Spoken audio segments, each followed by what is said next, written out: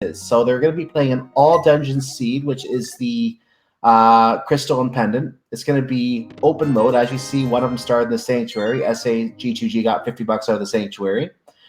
And the cross on the sword means that we're playing a swordless seed in a hard difficulty, which means there's going to be only 14 hearts, for example. A lot of other things change as well. And this is also an Randomizer. As you notice, the anti-fairy wandering around south of Link's house.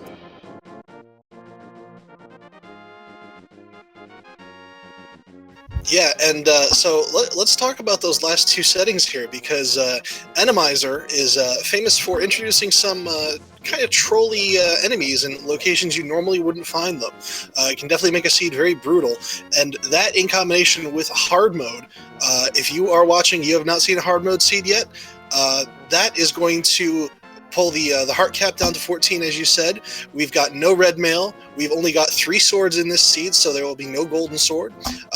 We've also have no mirror shield, and a whole bunch of our quality of life items have been nerfed to near uselessness.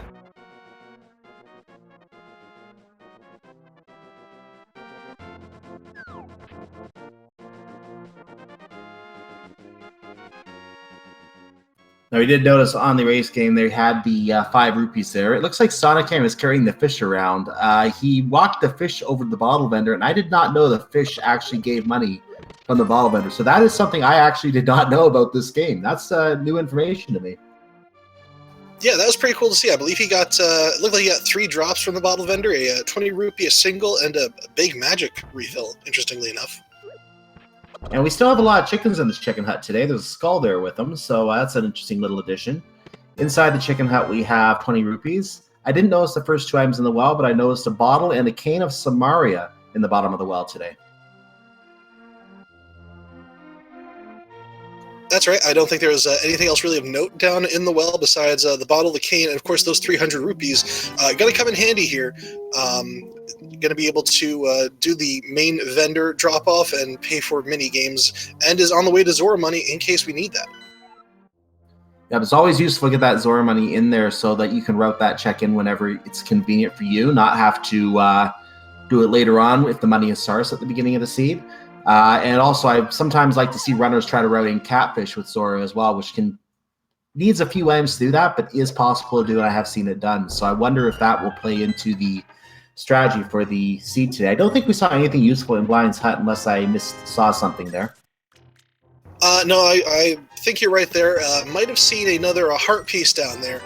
Now, with a hard mode seed, even though the heart cap has been reduced to 14, it is not uncommon to see a runner finish a seed with only 7 or 8 hearts. And with hard mode and the Randomizer combined, that is a brutal level of difficulty. That is turning this into Dark Souls, basically.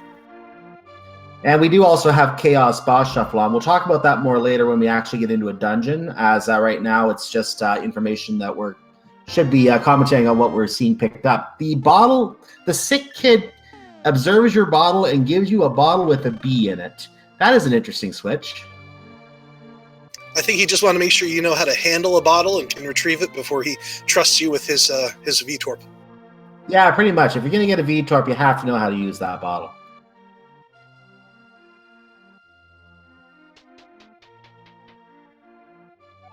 SAGTG is now going through Blind's Hut himself. sonicam does clean out the back of the tavern. And let's just take another look at what was in there. Yep, 20 rupees, 5 rupees, some bombs, and some sticks. Yeah, pretty bland Blind's Hut. And swordless, those bombs, those sticks are as long as we get the bow, obviously, for the sticks, the arrows. But other than that, your bombs are right now the main method of combat, because right now they don't have, well, GTG does not have any magic for Cane Samario. sonicam did pick up a magic jar refuel.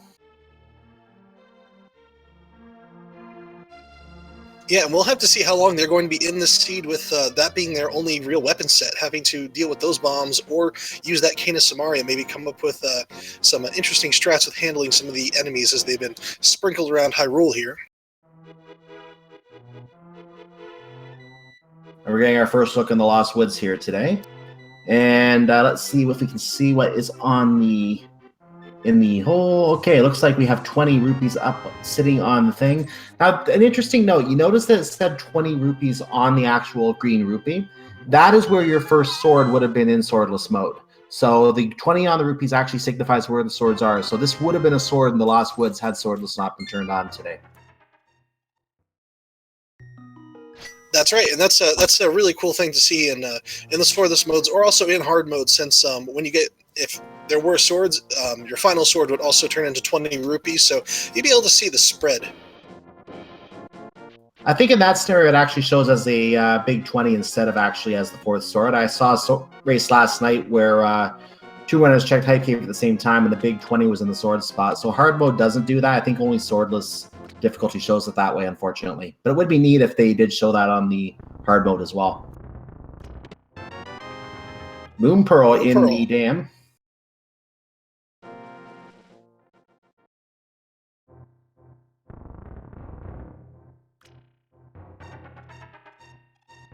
So we got some nice divergence here going on. Sonicam opting for the escape sequence, while SA is going through the southern Hyrule checks.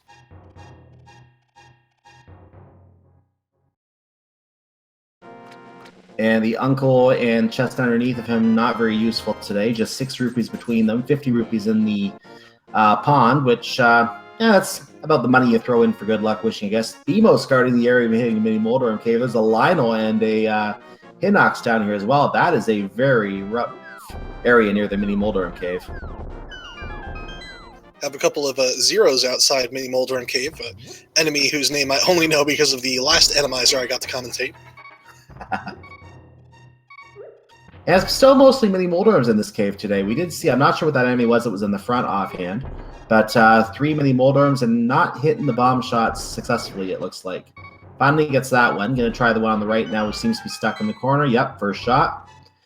And GTG finds the Power Glove, 5 rupees, another 5 rupees, a piece of heart, and you got some replacement bombs for the battle out front. So back up to 7 bombs he is.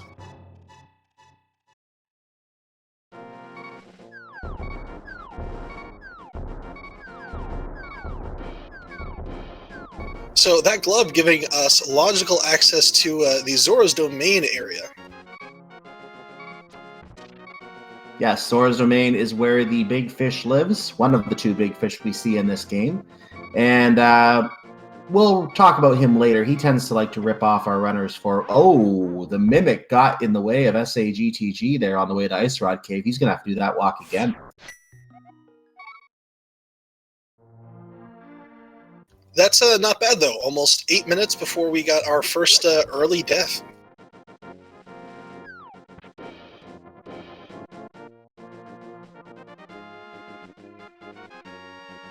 And he is making the trip to Hyrule Castle now. Another Mimic hanging around outside of Hyrule Castle there. They're actually referred to as something I just learned today myself. We've been calling them Mimics for so long. They actually are Goriyas. They just don't have their boomerangs like they did in the Zelda 1 game. So they've pretty much been nerfed and just follow you around, follow your movements now.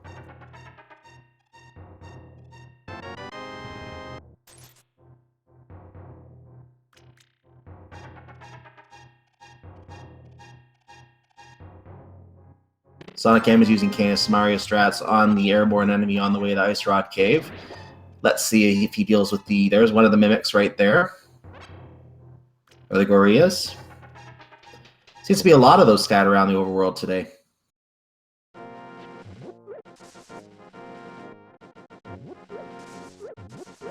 That one is making Sonicam's life a little difficult here, but he does get by. And he is going to be the first, I believe, to get a look at Ice Rod Cave today. We'll see what is in there. This will be new information to us. Yep, that's right. His second attempt paying off here after, unfortunately, dying to that Mimic the first time up.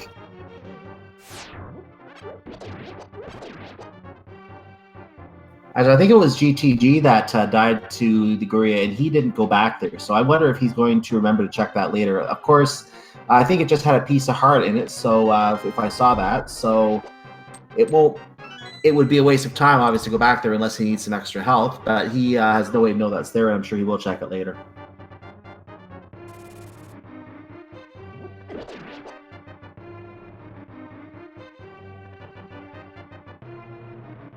doing the fake flippers, and we're going to get to see, I think, not only what is on the island, which is what he's heading towards right now. Nope, he's going to the portal, so we did not get to see what was on the island. We're getting a quick check at the Zora area. He has 500 rupees, so he can do this. He's going to get into Waterfall Cave because he has the Moon Pearl. You can glitch your way into there, and that will give you a water walk as you exit. We have 2 items to check in here as well. So sonicam is now checking what those items are. We have some bombs, and we have some blue mail. He's going to try the bottle toss. Blue mail, always really good to see, especially this early in a seed, still having just those 3 hearts and only halfway to another heart, thanks to those heart pieces we found in Kakariko and the Ice Rock Cave.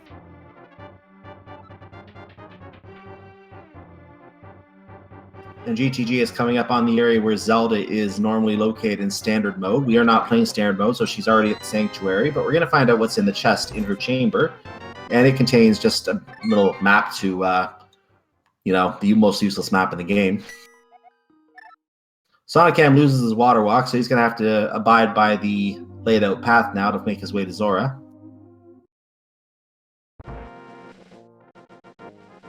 Now, did you get a look at what was on the Zora ledge? I missed that. I did not notice that myself. I was looking at the GTG at the time. Oh, look what the fish has today. He sells pounding things. We have a hammer from King Zora. What a pickup. Yeah, and that is already Dark World access for sonicam. That is also our main weapon for a swordless seed, as hammer is the weapon of choice against Ganon, the only weapon that will work against Ganon. And it is only in swordless mode that it does work. That's right. In addition to hammer also granting us the ability to cast medallions if they are needed. Correct. So let's see where GTG is heading off to. He's trying to... He's up to something here. Oh, he was checking what was on the island. I didn't catch what was on the island when he did that. I also did not catch that, unfortunately.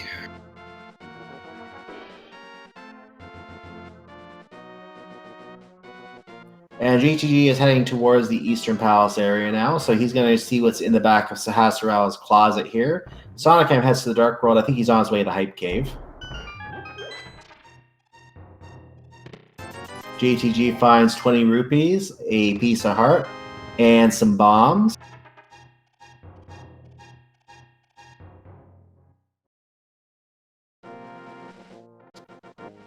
And sonicam is now entering Hype Cave, so we have 5 items in here. We like to refer to this as Hype Cave, but sometimes it's just Disappointment Cave. We start off with a few bombs.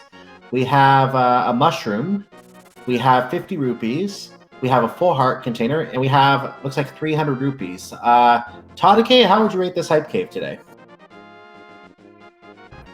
I'm going to say, let's say a 3, maybe a 4 out of 10. I mean, single heart, normally not a big deal, but in between hard mode and Randomizer, definitely nice to have this early on. And of course, mushroom. You got to love those fetch quests. Depending on what that mushroom is, that might be a cause to revisit our analysis of that. If the mushroom turns out to be anything useful, that could be like a 5 or a 6. The full heart container is also very useful in a hard mode seed, as you only have access to a maximum of 14 of them. There's the mirror in Eastern Palace, very first chest. Yeah, that's a great find for GTG. Gonna have to wonder how long, with this being a pendant, and sonicam already having some nice momentum into the Dark World, how long it's gonna be until he goes back and checks that. Now, the good news is that the mirror is not always required. If Swamp Palace is a pendant, actually, no, it's all dungeons. It's going to be required at some point. If this was a regular Ganon seed and Swamp Palace were a pendant, the mirror might not be required. But in an all dungeon seed, obviously, that mirror will be important. And it's going to be interesting, as you said, to see when he goes to get that later.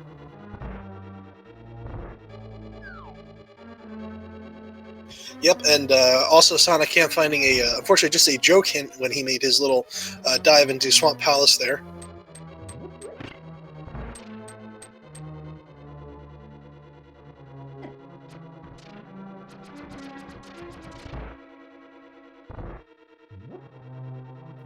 And sonicam is going to clear out the skulls by... Actually, one of them appeared, so he has to do that one normally. Now, I mentioned earlier that as sonicam does the digging game, we mentioned earlier that there's a chaos boss shuffle on in this, so we don't know what boss is going to be at the end of Eastern Palace, as everyone is looking for something. Thank you, game.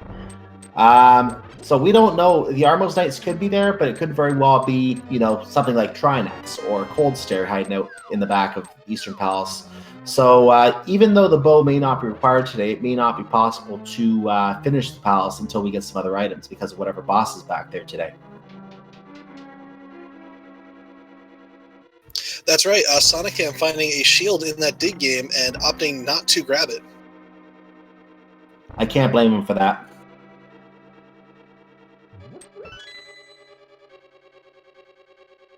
G2G is doing the dark room in Eastern Palace right now. Now that dark room usually just has some squids in it. We don't know what's in there today, but it looks like he's not having too much trouble with it. He does. Well, it looks like there was a skull in there because I saw some flashing there. So one of the skulls was hiding out there.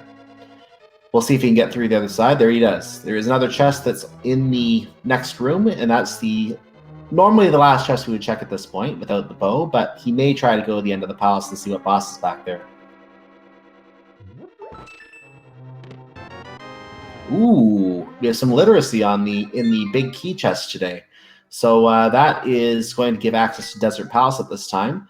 And that, with the mirror, that also is an interesting combination once we get to the Dark World. He wouldn't need the mirror in this case to access the back door of Desert Palace because he has the book already, but that would be another way to get in there as well. Yeah, and also I believe we still have one dungeon item is all that's left in Eastern Palace. So GTG is, I believe, has picked up all the value from Eastern Palace, and he can just leave that until later when he is feeling like he wants to dive back in and kill the boss. Yeah, he's going to wait until he has everything he needs to kill the boss at this point before going back in there, so he doesn't waste the trip back there. I actually like that strategy.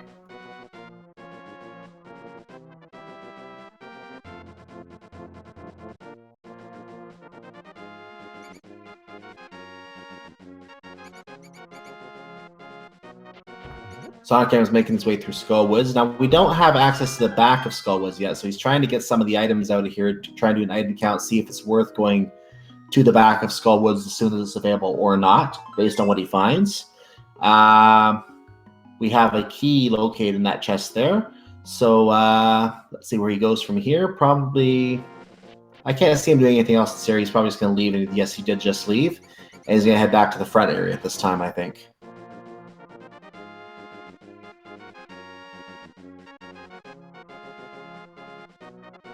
All right, so in the meantime, looks like G2G is setting up fake flippers. Yes, Sonicam did do that already, and that did lead to the hammer, but Sonicam did not check the old man who GTG is going towards right now. So we're going to get to find out what he has on him today, and this will be new information as Sonicam finds the big key. And taking a look, we're getting to the old man right now, or the man under the bridge right now. I guess he's not really old. What does he have on him today next to the campfire? He has just some blueberries. Sonicam does a nice bomb jump, but nothing isn't reward for his efforts, just a compass in that chest today.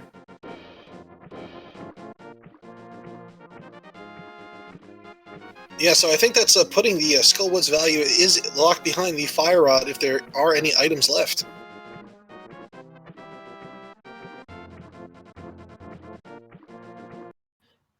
It looks like we're having a little bit of sync here, so that's done now. And GTG is heading towards the Zora's Domain location here. So yes, he is going to check the water. Nope, he is checking the waterfall cave. I thought I forgot about it for a second. And he will make his way towards that hammer. We'll get another chance to see what's on the ledge as well when he does that.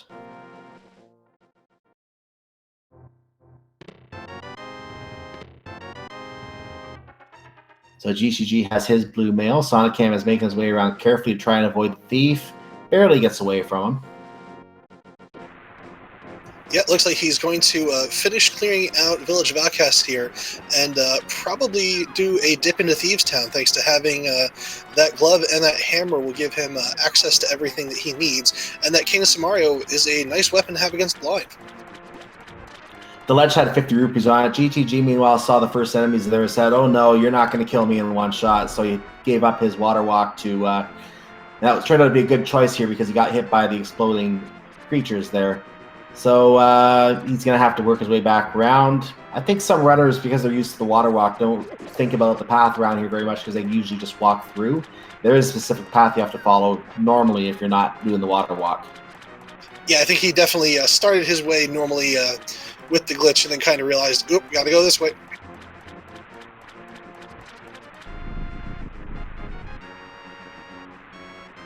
And we have a Bombos medallion somewhere. I did not catch where sonicam picked that up, as GTG does get his hammer.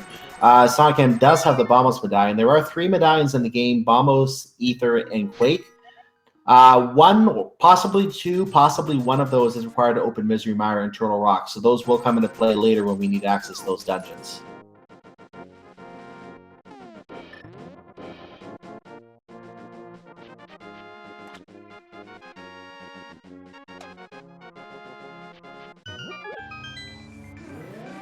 Yeah, for all dungeons, we will need at least 1 medallion and possibly all 3, depending on the items. I'm getting information from chat that the Bombos was in the Bombo Hut in Thieves Town. Or not in, I think he means in Village of Outcast, not in Thieves Town, because his soundcam is in Thieves Town now. I think that location is what we normally refer to as the brewery in the community.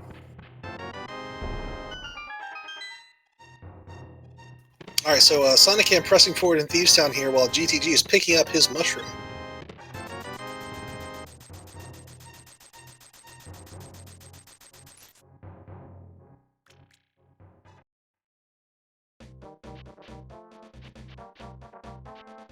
So getting the ice rod in the final chest in the front of Thieves Town, that is it's a nice item to have. You only need it for Trinex, but Trinex could be anywhere. Yes, Trinex could be in 3 or 4 dungeons for all we know. There may not be a land molus or a Moldorm anywhere. It could just be all Trinex for all we know. So that can make the seed very interesting if you have to have a ice rod and fire rod for 3 or 4 different boss fights.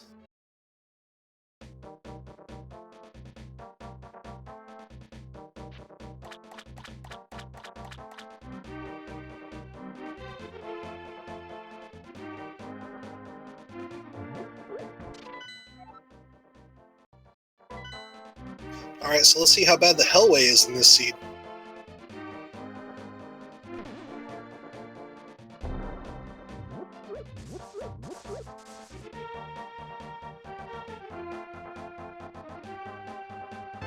GTG makes his trip to Stumpy, gets his 5 rupees there. We're going to have a hint upstairs here in Thieves Town, so once we can get through this door, having a little bit of a hard time with the enemy here. Anti-Fairy has chased him down now, and he is now going to get through. So yes, we're going to get to see what hint is upstairs here right now as GTG checks out K45. Ooh, he's going to pick up the bug net today. Excellent. And we have some guards to deal with before we get that hint today. It's going to be really close for Sonicam. Yeah, down to half a heart. That's scary. Secret. We have another joke hint. I swear the old men from Zelda 1 are writing the hints today. Yeah, I think that is a full suite of joke hints so far.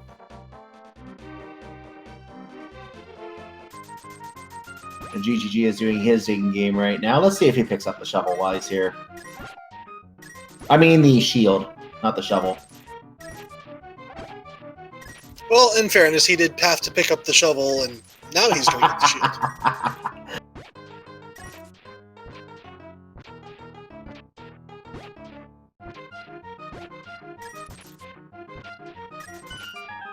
Dig number 28, and he does take the shield. So not sure if he intended to pick that up or not, but he gets it.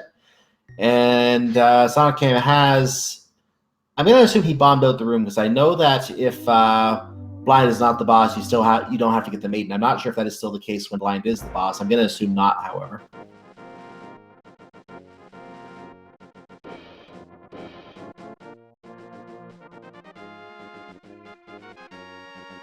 Yeah, I am not 100% sure about that, but we will have to see.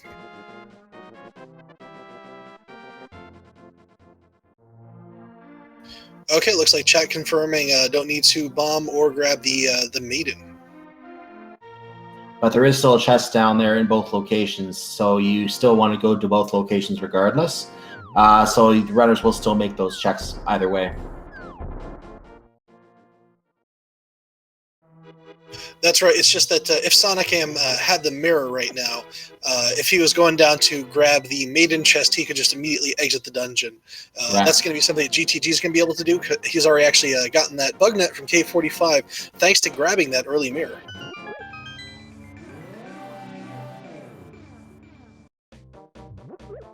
And just to compass in what would normally be referred to as the maiden's chest today, he does have the hammer, so he should be able to check the chest through here, this next door that's blocked behind some hammer pegs. So let's see what is in that chest today.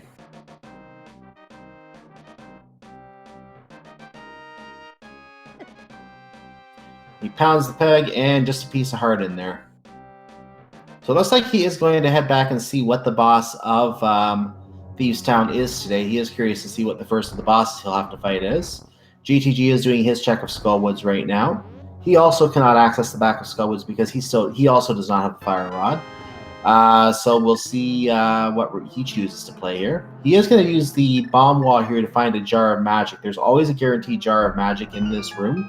You don't see runners often do that because, well, most runners feel they don't need to do that, but GTG wants to have that magic on hand. That's right, and sonicam finding a vanilla blind here in Thieves Town. Ooh.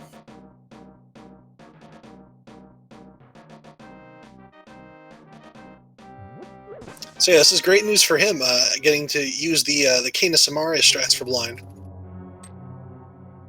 Now, of course, because blind shows up automatically here in Randomizer without using the maiden, there's no script related to that. So this is a random setup, I think, for how the fight is done, if I'm not mistaken. All right, sonicam takes him down, gets his first crystal. I was talking to sonicam for a moment before the run today. He was talking about how his standard play in Randomizer is to go to the high density checks. He usually likes to hit up Eastern Palace early, which I don't think we've seen him do yet, actually, which is really strange. But he said he may hold out for the lamp since dark rooms can be, as he says it, stupid in Randomizer.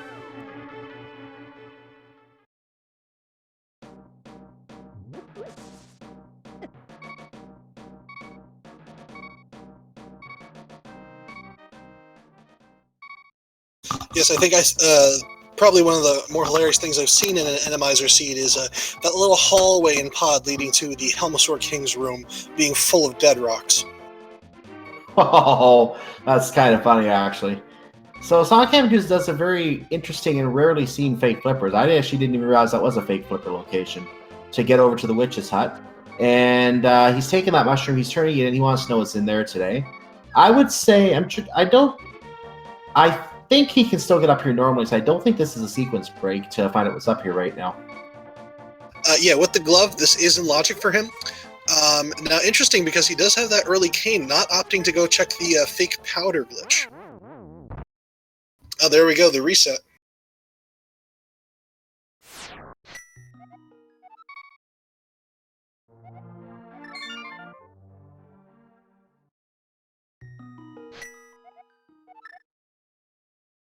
GG, meanwhile, did take an overworld death in the, I think that was still near the sanctuary in the graveyard area.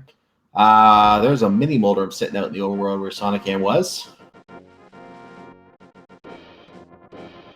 sonicam took his own look at the item on the ledge, and again, I missed it because it was so quick. Did you catch it that time? That was a big 20. A big 20, excellent.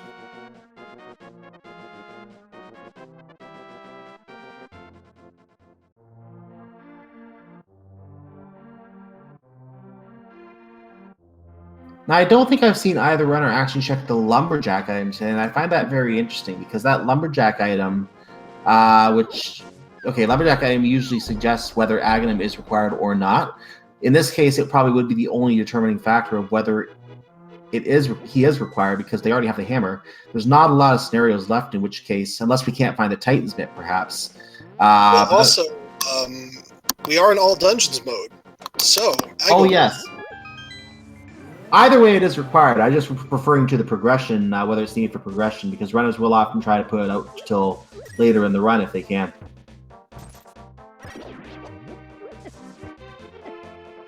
Ooh, that's a nasty row of bushes for GTG to go through there.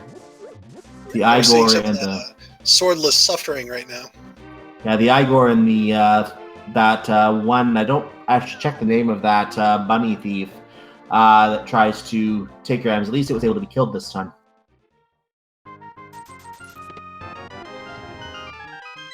And GG found 3 bombs in the treasure game. sonicam did get this earlier as well.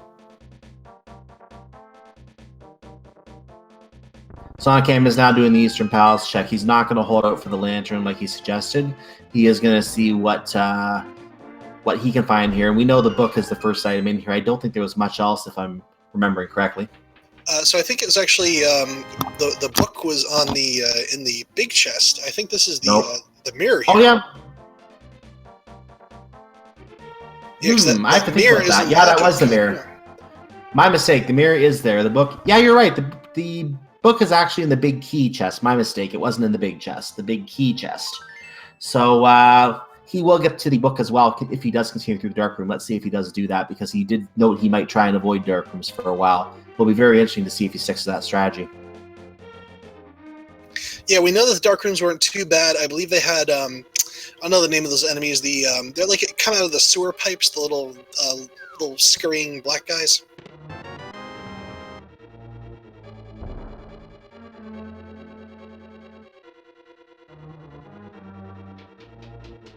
So GGG is making his way through Thieves Town now. sonicam continues in the Eastern Palace. I just want to take a moment in the lull here to just say follow these runners. They're going to be putting on a great show here and a great race in this Randomizer race today.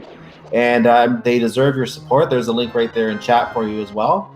They deserve your support. And I'm sure they love to chat with people when visiting their streams as well.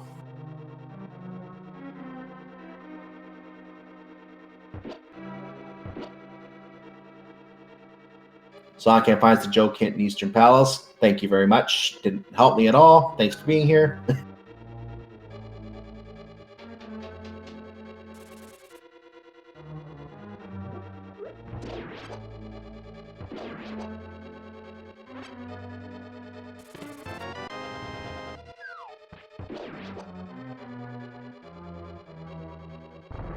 So right now we've got both of our runners sort of retracing the other's footsteps. Well, once they get out of here, where do you think they're going to be headed next? I don't know. I don't know if we've actually seen GTG checking Desert Palace yet. If he has not done that yet, then that would be a place that I would expect him to go, possibly. I may have just missed him checking that, of course. So, in which case, we'll see. I'm looking at the play to Death Mountain as a possibility, but it is important to note that the Death Mountain play would be a sequence break. They can go through the Dark Cave, but we don't know what is in that Dark Cave behind the Power Glove rock. It could be an absolutely nasty cave to get through today, and once you have the Old Man, you have to go through whether you like it or not. Yeah, those are both great options, and interestingly enough, so neither one of our racers has been to the desert area, has not checked Agina's cave for anything, but entering Desert Palace right now would also still be a logical sequence break, since that book was locked behind lamp access. Yeah, so we know the lamp would not be inside Desert Palace as well. So this is going to be one of those cases where we're going to be looking at this layout. We're going to be wondering, where is that lamp to tie this logic together? Because that's while runners are usually good at doing dark rooms, unless they're absolutely nasty, like this room is right now. Unless if runners are okay doing the dark rooms, then they don't need the lamp. But very often in Randomizer, you're going to want that lamp. So they might be trying to figure out where that lamp is to tie the logic together. Yeah, especially with the all dungeon setting, meaning that all of the dark rooms will have to be dealt with at some point. There's no chance of getting lucky rolls that you can avoid some of them. Very well noted. And GTG does take a death inside Thieves Town. We're going to have to make that trip up again. He did not get to the chest at the end of the top floor, so he's going to have to go all the way through there again, unfortunately.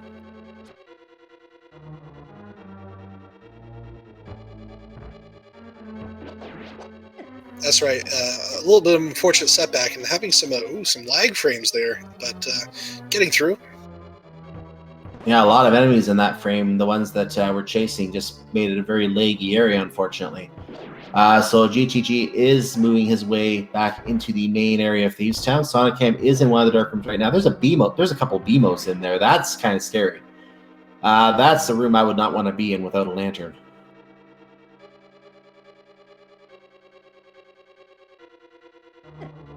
Yeah, I think. Unfortunately, we don't have his sound, so we're not going to be able to hear when he picks up that key. It looks like he's on He just said, "I'm peacing out. I'm going to get some more health." I don't think he meant to pick up both fairies there, but he ended up with both fairies. He's going to give it one more try. I have a feeling he might try to leave after this if he can't get through this time. He's going to try the hammer and see what he can find with the hammer.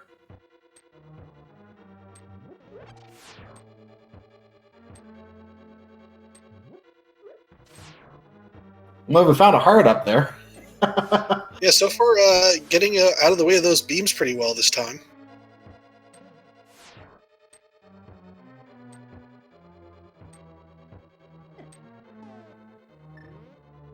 GTG does get the bombs from the top floor this time. I'm going to make his way back down. I'm actually surprised, given the trouble he's had up here, that he's not trying to death warp at this point to work his way back up normally.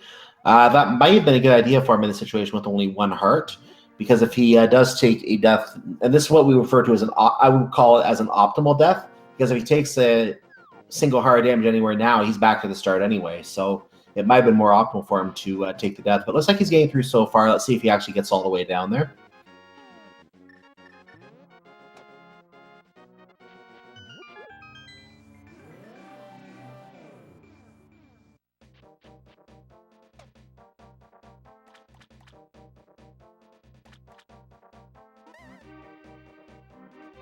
So, go ahead.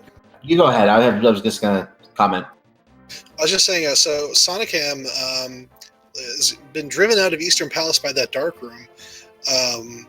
Looks like he is going to start checking some of those overworld checks in combination with that mirror that he's just found. Yeah, I don't blame him for doing this at all. They can't do Jeremiah yet, so I know that the Frog and Purple Chest are not in play yet. They could do the Hammer Place in the Dark World. No, they don't. They don't have the Titan's Mitt, so that's required there too. So it's going to be very interesting to see where that lamp ends up today. And we could also find the flute, and the lamp could be somewhere up on Death Mountain as well. Yeah, the flute would bring Death Mountain into logic. It would also bring Desert Palace into lamp logic as well with that mirror.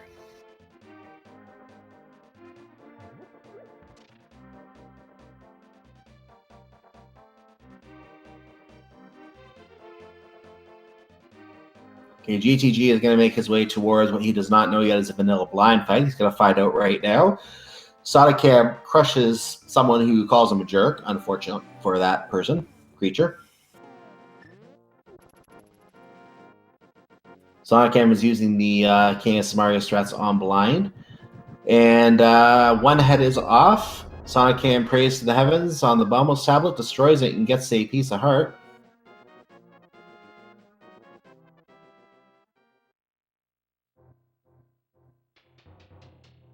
And here's our first check of Agina today. What will Agina provide today?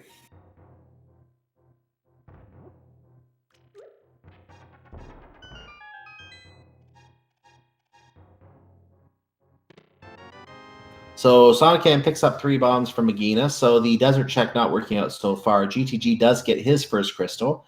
Had a little bit of trouble in Thieves Town, but did manage to pull through it. So that's 1 crystal for each runner at this time.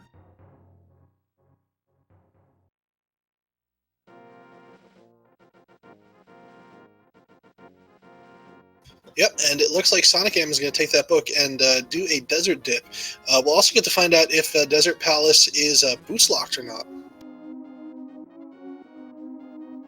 Now, should be noted again, as you noted earlier, this is a sequence break because the book is located behind that dark room. Fairly easy dark room compared to the one that leads to the boss. But nonetheless, it is a sequence break, and if the lamp were to be in here, we know that the flute is required to get Death Mountain by the logic today.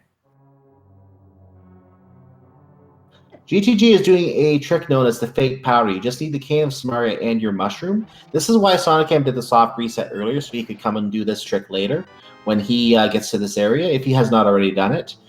You just enter your magic meter. I believe if I remember correctly, you use the Cane of Samaria and switch to the mushroom while it's in use, and that activates it. That's right, and we have got the fire rod on the torch. We are going to need boots in this seed. Oh my.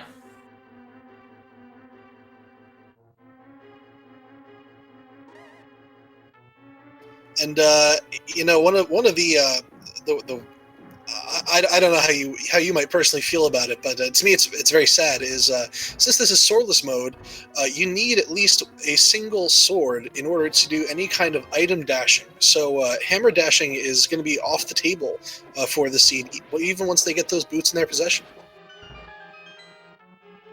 Actually, I'm not familiar with the glitch for that as well as some other glitches, so I'll take your word for that myself on that particular glitch. But yes, the hammer dash is a trick I have seen used, and needing the sword for that does indeed slow things down. So chances are that some hammer checks that might be put off with the hammer dash normally until a sword is in possession. Obviously, they're going to just check those whenever they get to them today, I believe.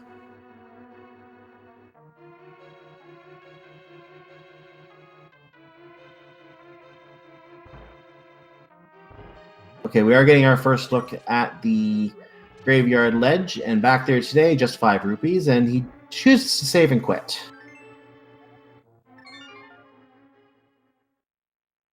All right, desert coming up dry, except for that boots knowledge.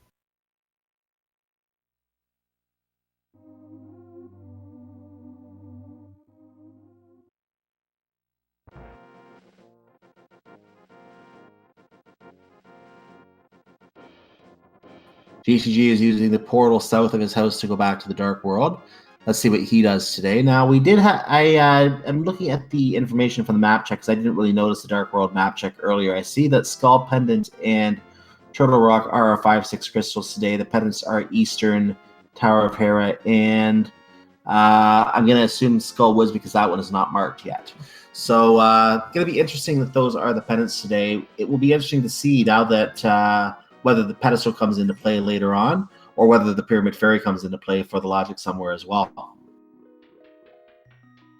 $20 on the Lumberjack ledge, so we won't need to do Ganon for progression purposes at least today.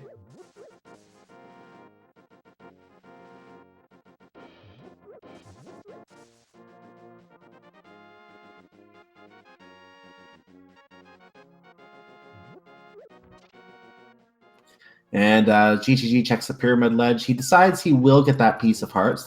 He still has 6 hearts, but that will bring him closer to getting a 7th heart today. sonicam is doing the dark room. I think this is the one leading up to Death Mountain I saw him going into. Yes, it looks pretty much like that one. So he is going to see what the old man is. Again, this is a sequence break because he does not currently have the lamp or the flute to get up there. So whatever is up here is out of sequence now. That's right. This is still sequence broken, while GTG is actually going to check Catfish, who I believe is still within logic. I think so. You can get there by without the Titansmiths, even though there are some of those rocks along the path.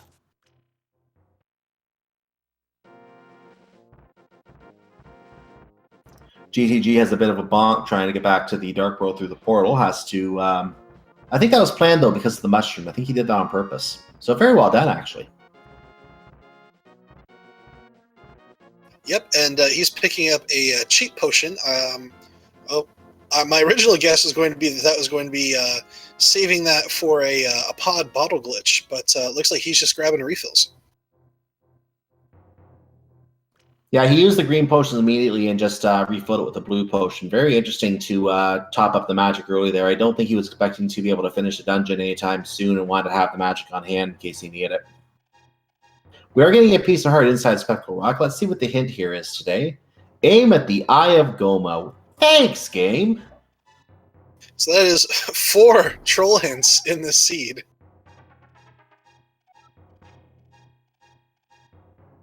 Now, I should probably know this, but the the hard mode setting doesn't have an impact on the hint setting, right? Originally I thought there were only two joke hints in each game. Like maybe in hard mode there's more joke hints in the pool because I've noticed that there seem to be more joke hints on the hard mode seeds. Oh, GTG almost canceled out getting the flippers, but he saw what was coming and he obviously went back and got those. Very good item to get for progression. So let's see what those flippers lead to. That will be very interesting today. Yeah, both of our big fish giving us some nice progression.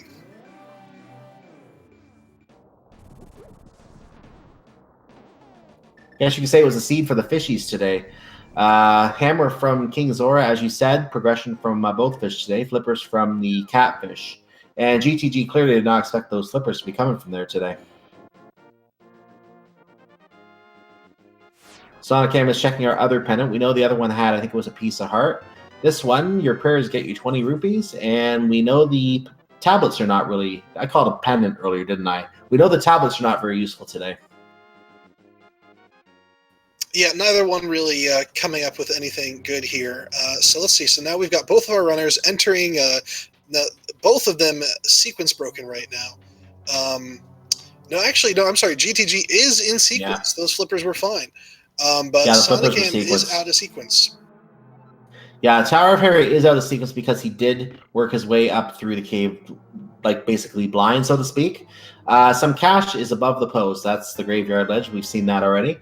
So GTG is within sequence, went straight to Swamp Palace as soon as he saw the flippers, but it should be known he doesn't have the hook shot. Now, while it may not be needed for the boss, there could be items on the left side of Swamp that may need the hook shot later, and that could be a risky play not having that, but we'll see what pans out later.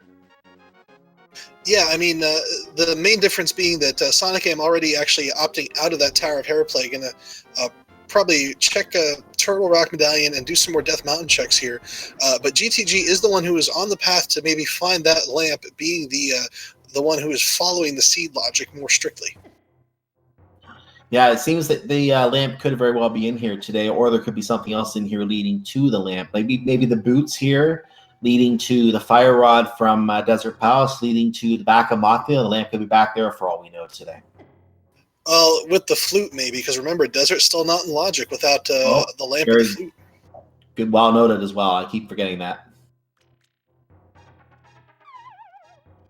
Yeah, it's really hard to keep track of when these seeds start to really deep dive these sequence breaks. All the possibilities, especially with an area like Desert where there's multiple entry points.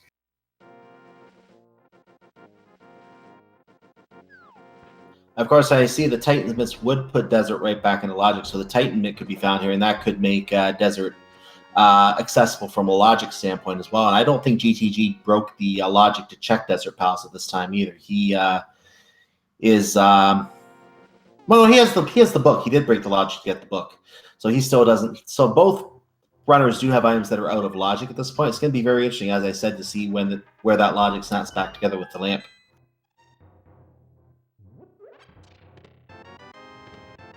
There's a shovel in the Paradox Cave, first chest, next to 10 arrows.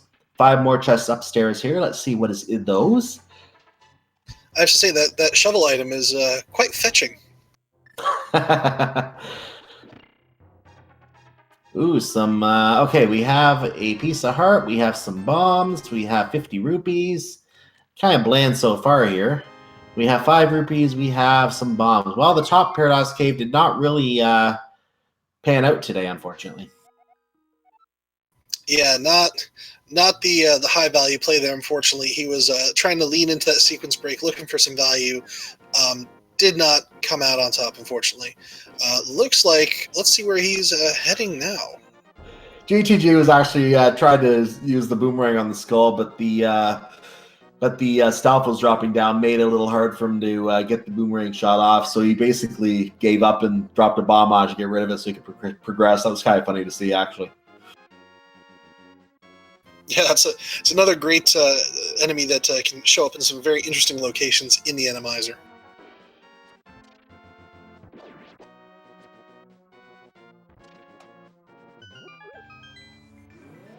All right, so sonicam is making the play on Pod, it looks like now. Does he have a potion in his inventory?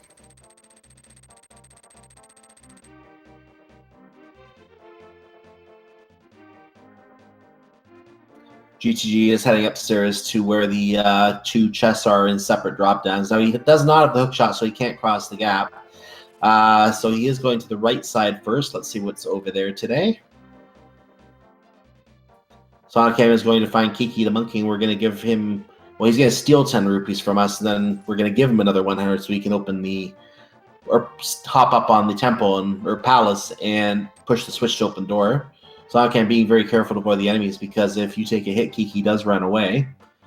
GTG got the first item, but I did not catch what that was, as sonicam does open Palace of Darkness.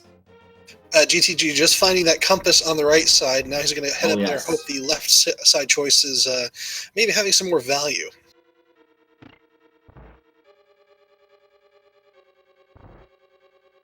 And the last item is, that looks like the 10-pack of bombs. Now, to explain the 10-pack of bombs, that was something that was added in version 29 when the randomized Uncle items started showing up. The 10-pack of bombs is the one that Uncle would give you if you were... if he was not giving you a sword and he was guaranteeing you weapons. That would be that item. It is in the standard item pool like the other bomb packs, so you can pick it up at any point, just like GTG just did. That's right, and while GTG is finishing up that Swamp Palace dip and going to check Bombo's tablet, sonicam has found the Titan's Mitts in the basement of Pod. Very nice find in that first chest. So we know that Pod is a play right now. The Titan's Mitts are there. That does put out Desert Palace. Well, actually, no, we can't get to the ledge above Desert Palace because we don't have the flute. So it's still not in full logic yet, but we are getting closer to having that fire rod into logic.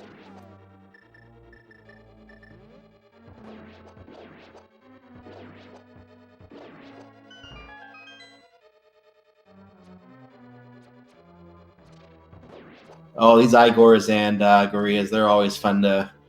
They always like to get in the way in the Randomizers. And we have some Lionels in here as well today. Very interesting place for them to be hanging out.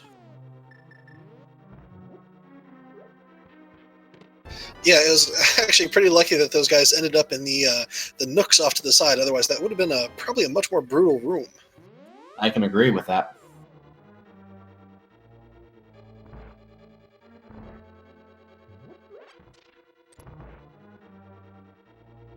So GTG is going to go ahead and do the sequence break in the Desert Palace.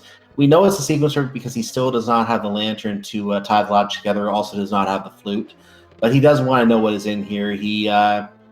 And see whether he can find some kind of a light source in here. He will find a light source, but it's not going to be obtainable at this point. He'll find a light source on top of a light source despite being in a light sourced locked area. Precisely. And sonicam does take a death, unfortunately, so he is going to... I don't know if that was planned or not. We're going to find out here. Yeah, I'm not sure that was. I think he was actually prepping a bomb at that point. Yeah, I think he was trying to do the bomb jump and ran into some trouble on that hallway, unfortunately.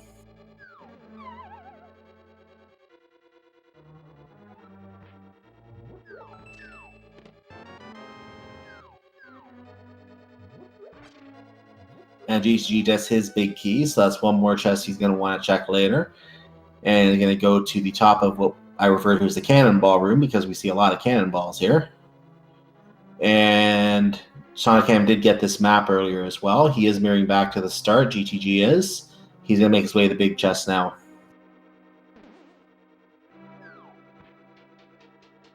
Yep, so GTG is soon going to run out of stuff in Desert Palace to do, so we'll have to see where he decides to head off to.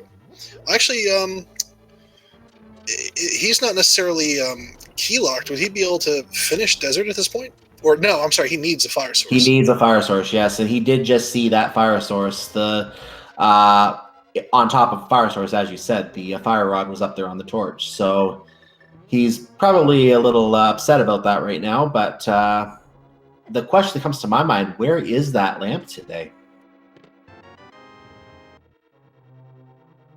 Yeah, sonicam is currently going through some of the last areas that that lamp could be in. Trying to think where else our runners could still go that's in logic. We've got Swamp Palace was cleared, Desert was cleared. I believe actually all of the non-lamp lock location and pod have been cleared. Well, we just saw 20 rupees there. I did not catch I did not catch what the item was that sonicam just picked up in the first chest. He did check the menu to try to find out himself. We know the lamp could not have been down there because the room naturally was dark, and we know it's not going to be over here either because, again, the room is dark. So, they do have that Bombos medallion, and flippers are in logic, even though sonicam does need to get up to that catfish.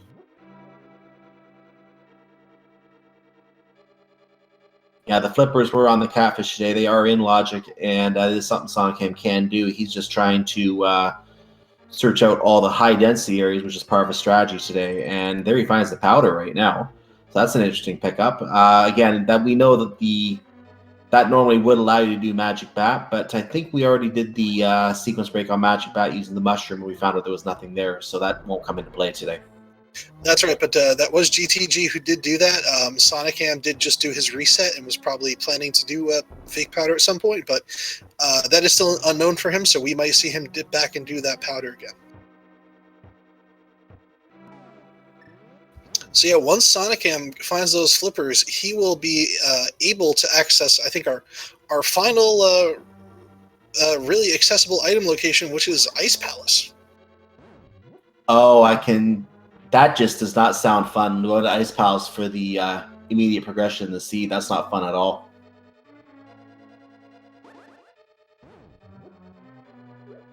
So GTG is about to get his Titan's mitts, as you noted earlier. There they are. And takes the death. I think that was planned.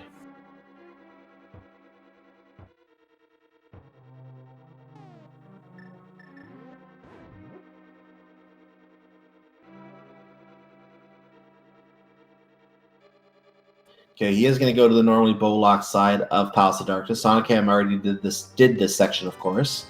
I don't believe we saw anything down here, if my memory serves.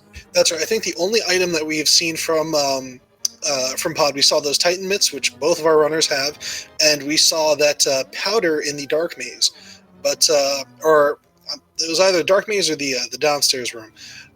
Otherwise, Pod does not really have anything for us.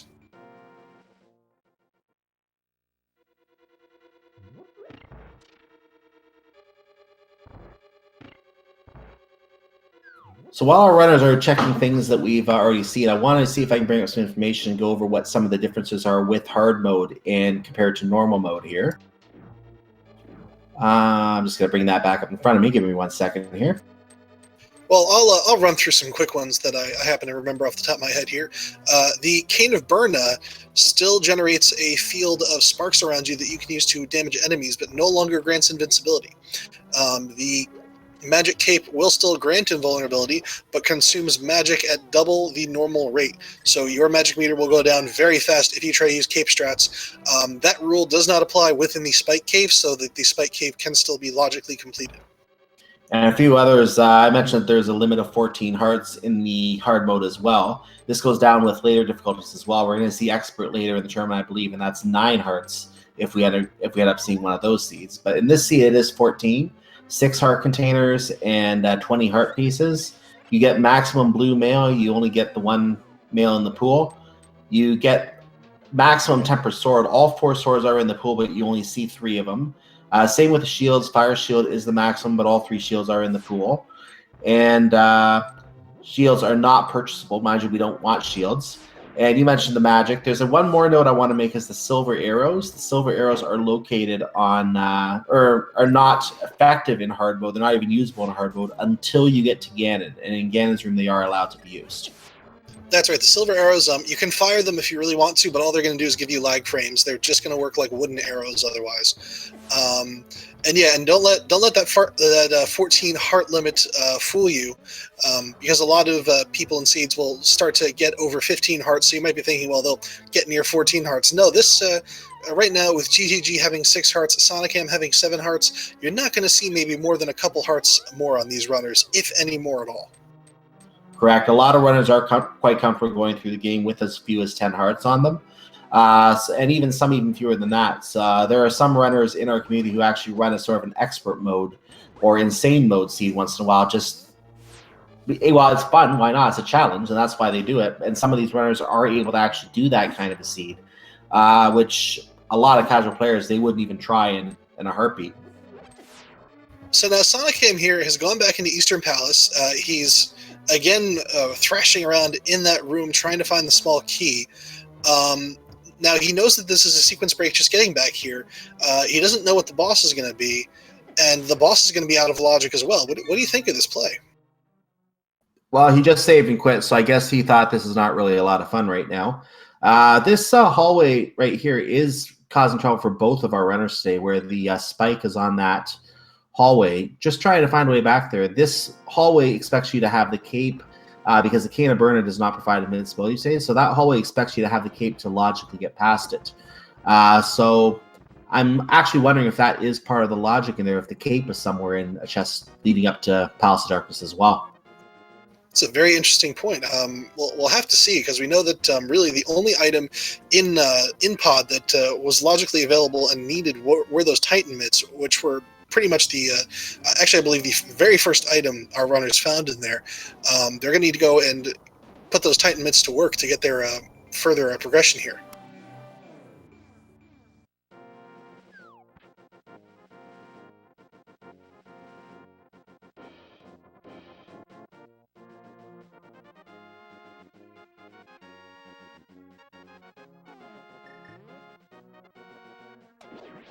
Now, I haven't seen a question in chat right now. Ice Palace is in logic, right? Yes, Ice Palace is accessible because of the flippers. I don't believe there was any kind of a sequence break to get to Palace of Darkness to get the Titans mix. It was in the first chest. So in that sense, Ice Palace is in logic, and pretty gross place to go with only 6 and 7 hearts respectively. Though the hammer should make that a bit easier.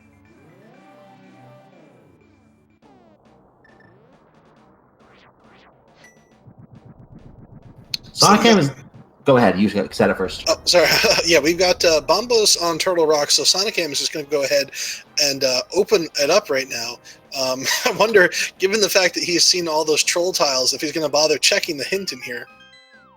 He might actually check the... Nope, he's not even going in. I was going to say he might try to check the first chest, because he does have the King of Samari, but I just noticed it's out of magic as well, so he can't even... well... Actually, there is potion in the front door, so I'm actually surprised he didn't check those first 3 chests. Oh, he can't because he has doesn't have the fire rod.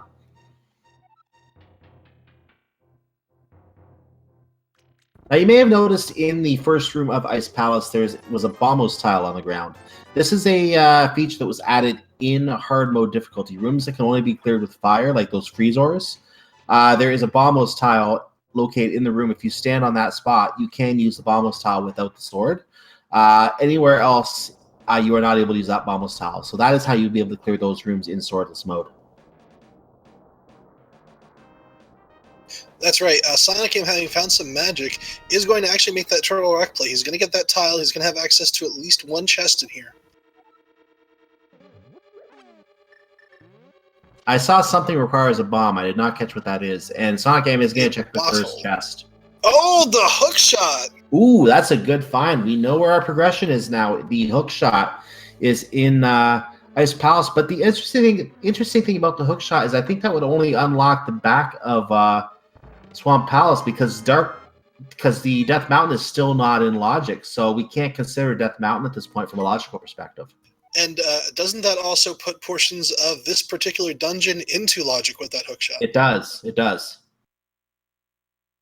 Sonicam seems to be a little confused right now. He's paused on the menu, pointing at Sanctuary, thinking, do I really want to go here? He does, and let's see what he decides to do here.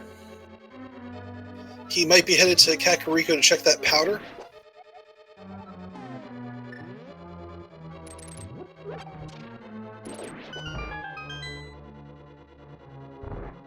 Or this could... I should wait a little bit longer to even say it, but could this be a ped check? It very well could be. I want to comment on a very funny comment I just saw in chat. Without a sword, Link might as well be armed with a rake, baseball bat, and a back scratcher. I give you credit for that, sir. That was a... That's kind of funny, actually.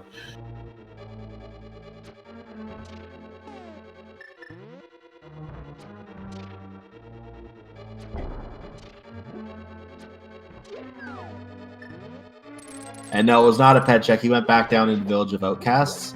And he might be going to get the frog. Might be going to get the frog. That's all right. Our Smiths, we haven't been back here with those mitts yet. Definitely a more palatable option than going into Ice Palace. This will give him the Hammer Peg Cave check as well. It will also give him the purple chest, which he would then have to take all the way over to the desert.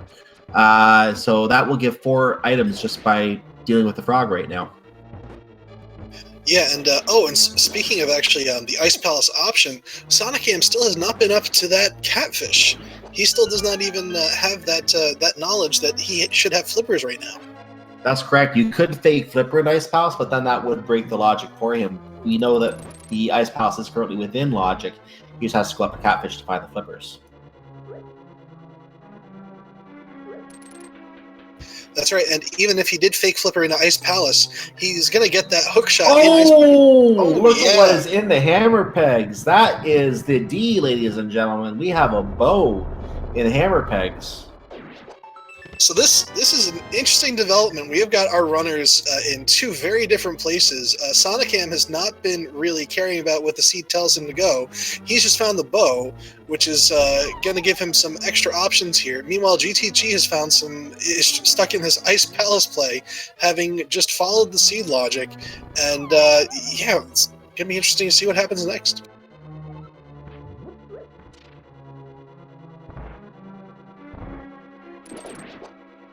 There was a note made in chat that bow does nothing. It does actually mean that you can get to the back of Palace of Darkness. As another person in chat pointed out, there is a boss at the back of Palace of Darkness. You have to use the bow to pierce the eye of the statue in order to even get back there. Whereas GTG deals with some thieves who just want his money today.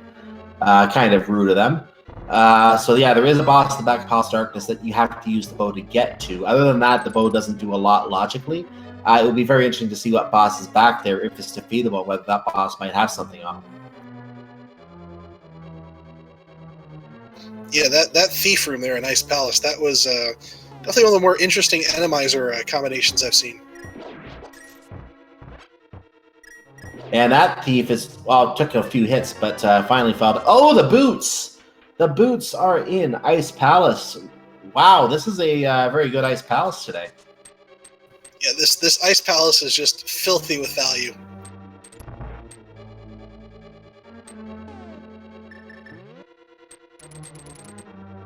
So we now know. Didn't mean to cut you off. I was going to say we now know Ice Palace is the play today. We do have a hint compass and some bombs in the western wing of Swamp Palace. Well, I think he already did that, so no point using that hint anymore. Yeah, definitely don't blame him for bombing that hint tile. So GTG with those boots, he does have the option now of finishing Desert Palace, but that will be a sequence break for him since even with the boots, we are still missing the lamp. Yeah, where is that lamp today? I'm trying to think what else is available that's in Logic. It could still be here in Ice Palace. I wonder if... go ahead. We've also got that hook shot, which just opened up a whole bunch of Death Mountain for us. Lamp That's still out of sequence. We don't. Oh, that's true. Oh man, this seed is playing some head games. sonicam staring around as in, what am I supposed to do? I don't get it here.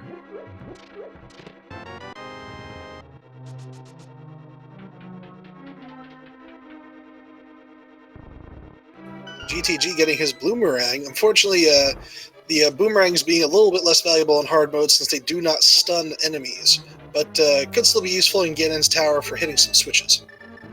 And we did see GTG using a boomerang earlier on the Switch as well in Swamp Palace. So yeah, it still works on the Switches. It just, as you said, doesn't stun anything and loses its value in terms of trying to get stun prizes today. The hook shot will still stun enemies, but in later difficulties, that won't work either. The stun prize won't even be of any concern in later difficulties. And sonicam is doing his search of Hyrule Castle. He has actually not been here yet. I don't believe we had anything of intrinsic value here today. But this is a check that he wants to get out of the way, and frankly, I don't blame him. That's right. GTG did make this dip earlier. We know there's not anything back here, but again, this is just sonicam trying to clear out what he can access, and he's starting to run out of options without heading up to that catfish. Yeah, that catfish is the play right now because we know Ice Palace has all the goods. well, not all, but a lot of the goods. We are going to have a Vitreous fight, so get that hook shot out and start hammering. Welcome to Menu Simulator 2018, everybody. Yeah, this is definitely not a boss you want to see in hard mode, and with Randomizer, this might not be the last time we see him either.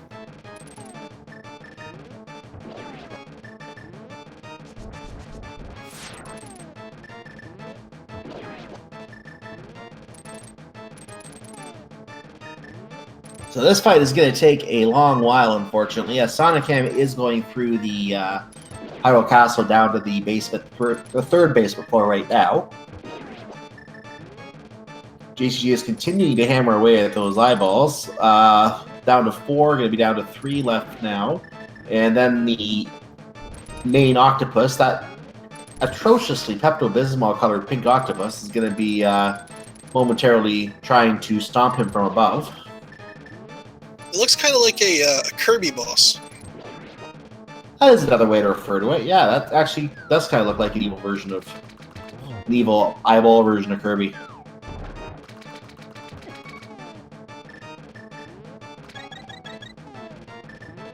GGG uses his potion, not a bad idea, with a few hits still left to go here. And one hit away, I think, from finishing the octopus. Yep, we have some calamari. That hammer hitbox, not kind.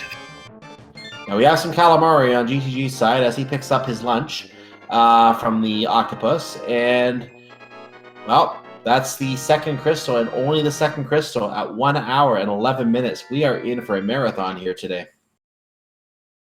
Yeah, but now luckily at least GTG does have some decent momentum. He can actually full clear Swamp Palace, depending on the boss, within logic right now. That is correct. He can get back there, at least see what is back there. We do know that if there were to be a boss such as Trinex back there still needs the Fire Rod, then completing Swamp Palace would technically be out of sequence because, well, that's not considered in logic until you can get the Fire Rod or the Lamp or something like that. In this case, the Fire Rod, because that would be needed to kill Trinex. But nonetheless, that I could see him possibly going to the desert, and he might be making that play right now to get the Fire Rod because he knows it is over there. Yeah, it is a sequence break, but again, the Fire Rod will let you finish Desert. It would let you finish Skull Woods, and it would give you access to Hera and no, just Hera at that point. But it still brings the question, where is that lamp to tie this logic together today? My goodness. Well, we do have also Bonk Rocks and King's Tomb now with those boots. Very interesting. I guess that would open those up as a possibility.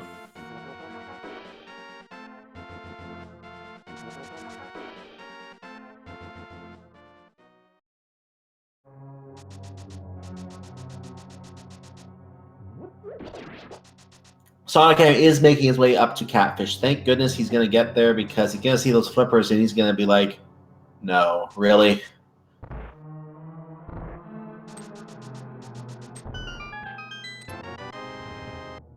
So there's the Fire Rod for GTG, and we're going to soon have the flippers for sonicam. Both runners getting some form of progression, though GTG's is out of sequence. It will have them ready in case a Trinex does show up somewhere.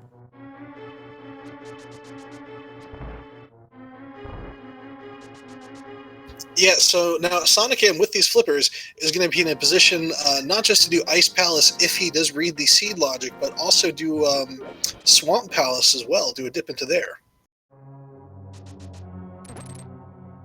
But it looks like Ice Palace is going to be the play. Spoke too soon. He's checking the island, I think, or maybe he hasn't checked the old man yet. He's probably going to the old man first. He skipped Hobo because he went right up to the waterfall when he fake flippered. I keep calling him the old man. Yeah, it is the Hobo I'm referring to.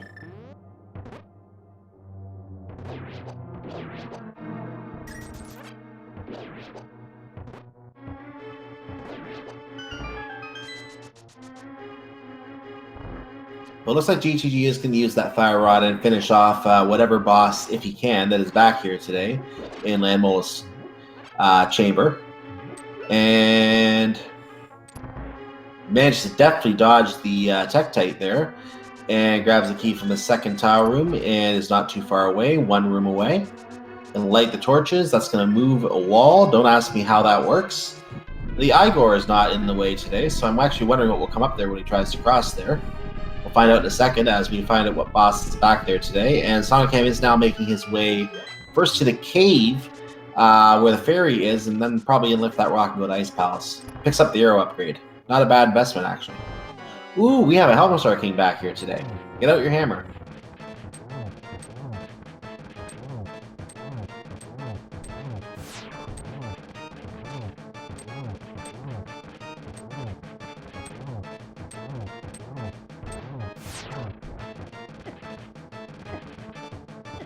I just noticed the hint in Ice Palace said a unique item is in Ice Palace. Well, thank you for confirming my logic choice here, game. Yeah, I somehow missed that the first time through as well. And GTG taking a death there on Helmasaur. Yeah, that was an unfortunate death.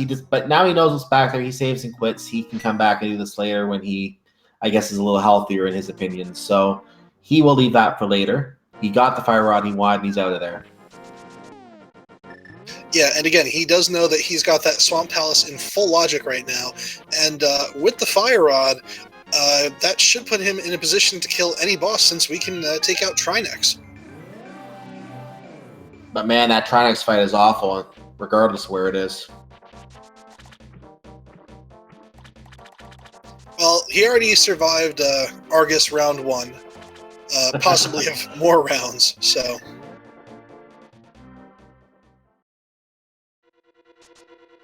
And he realized he forgot to flood it, so he's going to use the mirror and do that right now.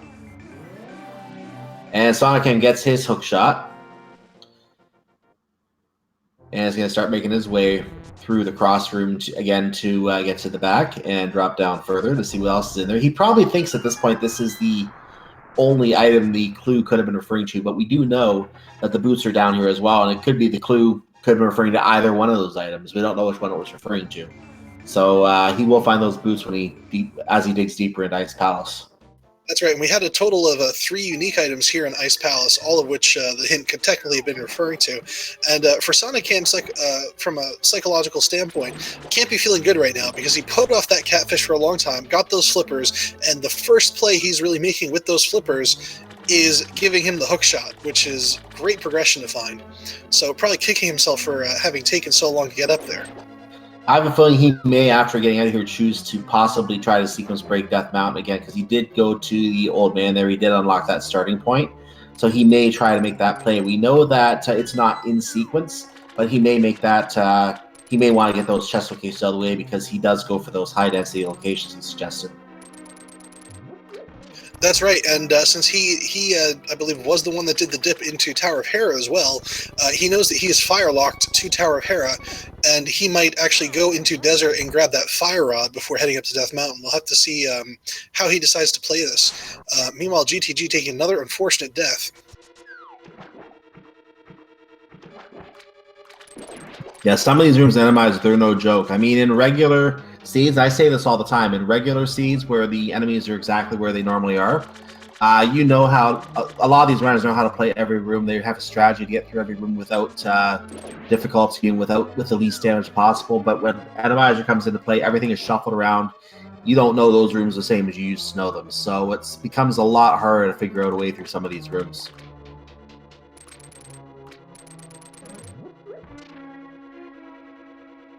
Yeah, it's really brutal, especially in a dungeon like Ice Palace, which is sort of built around the hookshot, with a lot of enemies being killable with the hookshot, suddenly presenting you with a whole host of problems depending on what Randomizer decides to put in your path.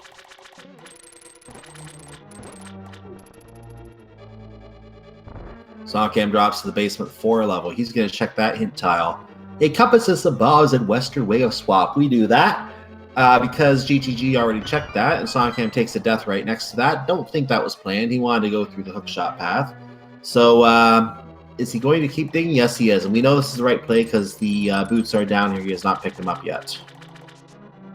Yeah, he's definitely going to want to pick up those boots. And actually, that hint being useful for him since he has yet to step into swamp, so he knows he can just avoid that left side of swamp entirely. Whereas GTG had already made that full swamp clear of the front portion before he went into Ice Palace. There's the There flute. it is. I think that was within logic. So if you hear that loud noise right now, I think the logic is starting to snap back together a little bit here, as that flute will give access logically to Death Mountain, which sonicam already has as a starting point, having done the sequence break of the cave. This means that the lamp could now be somewhere on Death Mountain. Yep, so the lamp could be anywhere that is not in or behind a dark room, because everything else should be open at this point.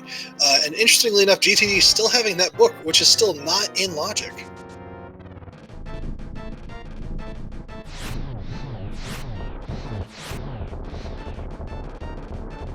Lambo has traded their typical desert habitat for something a little bit more moist.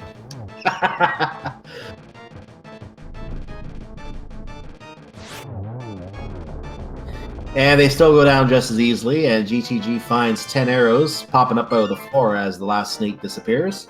And he now has his third crystal to see. Now, we do know this isn't all dungeons. All dungeons have to be cleared. Interesting note, however, is that Ganon's Tower does not require all of the dungeons to be cleared. It only requires the 7 crystals to be cleared. So we do have the bow found.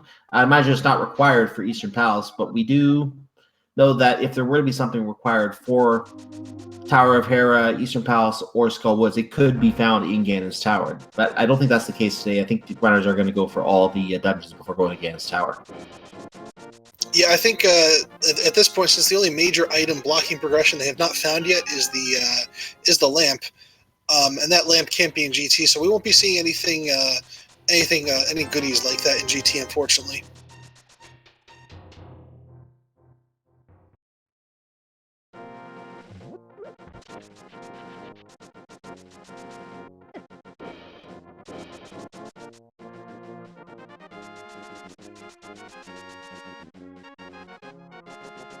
Sonicam still having trouble with Ice Palace, down to 4 hearts again in the drop down the 4th floor. A little stronger than he was before, so he should be able to get through the hookshot room now after getting these weird-looking jellies out of the way. And there we go. GTG finds a heart container in that chest, and that was located in one of the Bog Rock locations.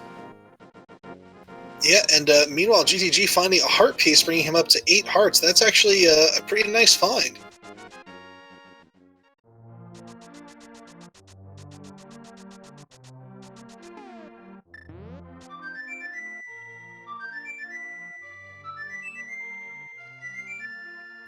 And now the official Swag Duck anthem of Hyrule.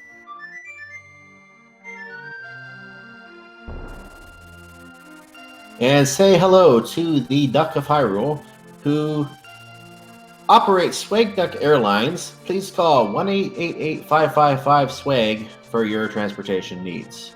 No, that's not a real number.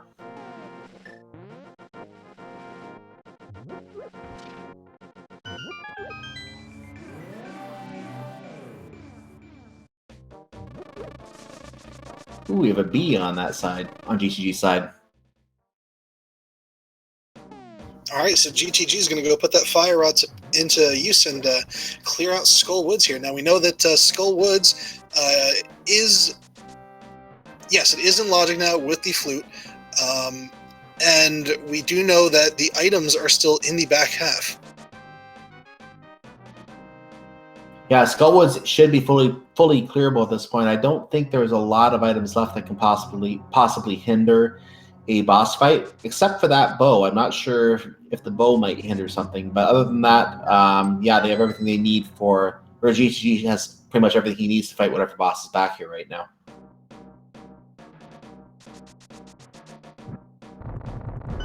Yeah, seeing something like a hammer Armos Knights is not a fun time.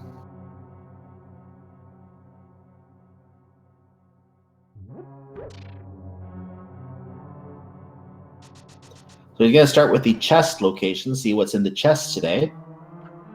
And down here we have just 10 arrows, so we know that that is a unique item. I think we said there's another unique item that has to be on the boss, correct? Yeah, I'm pretty sure there is another item in here, but luckily we'll find out. Oh, actually, if GTG That was races to the nasty. back. Yeah, that was a nasty run into that mimic there. He doesn't have the bow, so he can't deal with that.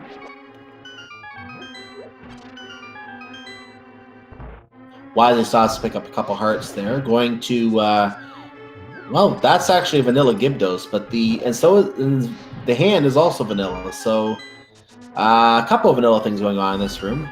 You're now a couple rooms away from Athia's lair. You may have noticed that the sword wall the curtain is already drawn back. That is a feature in swordless mode. If you don't have the ability to slice the wall is already sliced for you. Just the curtain's already drawn back, and wow, this is That is a terrifying going on here. That's got to be the most interesting Moldor I have ever seen. We apologize to all viewers who want us to sleep tonight. That's like the monster under your bed. Oh my goodness. I have not seen Stranger Things myself, but something tells me that something like that must be in that show. Oh my goodness.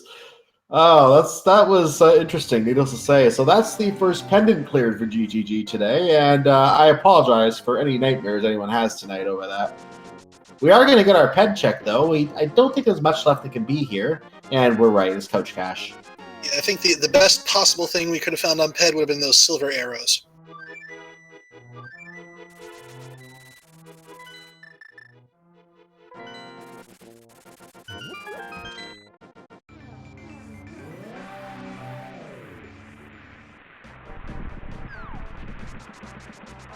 So what are we going to have to get into Misery Mire today? We have not seen this yet. This is new information to us. I don't think we got a check of it yet, as GTG is going to be quick to check out what is in the Mire shed first. 20 rupees here, and push a few more blocks, and there is the lair. Oh, wow!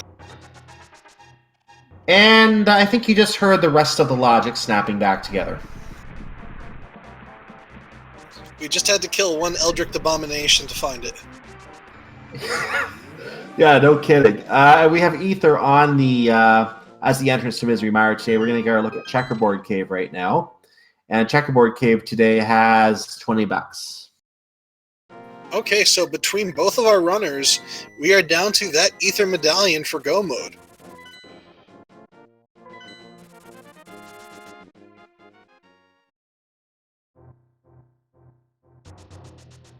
That should be known that GTG still doesn't have the bow, but we don't know if that's going to be required somewhere in Ganon's Tower or not, because there is the gauntlet coming up, and there could be some enemies in there that do require the bow. So I think he may still want to find that bow just for security's sake.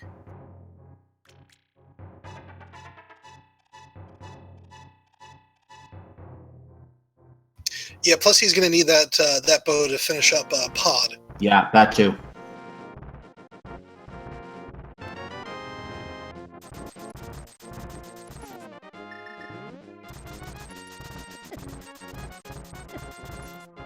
Immediately gets the mirror out, so we know he's planning to do Tower of Hera right now, because that's the access to get up there.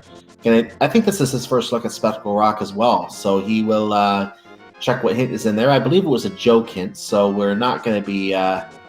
he's not going to be very interested in that hint. I do see 5 rupees on Spectacle Rock. I did not catch that earlier. And I'm surprised he didn't just go straight for the item. Maybe he doesn't want to check the hints at this point. Yeah, skipping out the item. Yeah, the thing, he's right now in a position, he has so much in his inventory, so much that is open to him right now. He could just blitz through a whole bunch of dungeons, and yeah, with the way the hints have been treating both of our runners, especially GTG, who didn't even get a single useful hint, whereas sonicam got at least that one Swamp Palace hint, probably not too interested in the tiles anymore. Yeah, the hint tiles have been brutal to these runners today. sonicam, as you mentioned, got that help with the Swamp Palace hint, but that's the only real good hit I've seen for anyone today.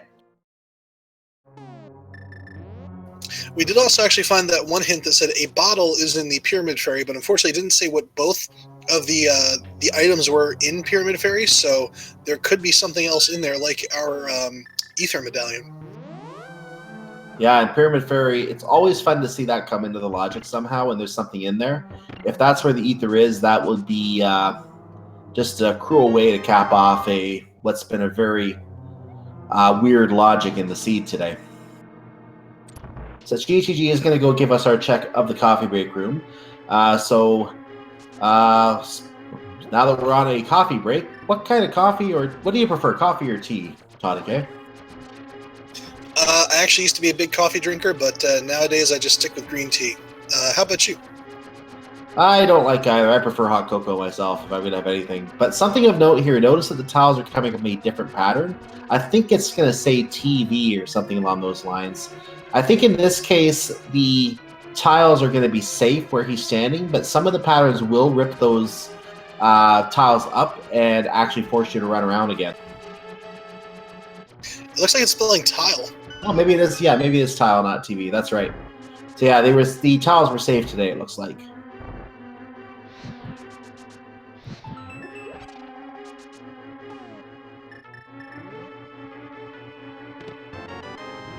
And there's that big key, which we knew had to be down there at this point. He's now going to make his way up to find whatever has replaced Moldorm at the top of the tower.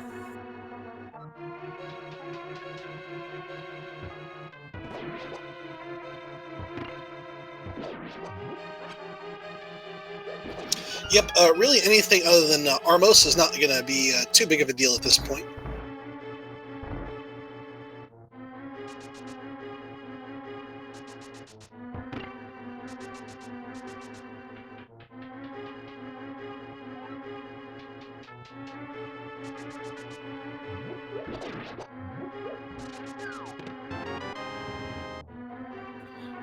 Learn. Oh no! How many joke hints is that today? Did sonicam get that one earlier?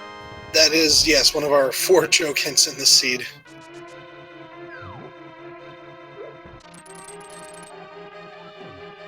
Oh, he angered a creature again. So GTG is now 1 floor away from whatever this boss is. I don't think sonicam checked out this boss yet. Ooh, there's a BMOS here today. And nice little bounce there. I've seen only seen a couple runners actually try that. But that's a nice little bounce to get you across the floor a little bit quicker, save a little bit of time. And what is in here? Oh, not again! So if you had nightmares before, you're gonna have them again. Enjoy. This is the sequel to the very popular horror film from earlier. Oh. And it takes 6 to fall. We have to see that again.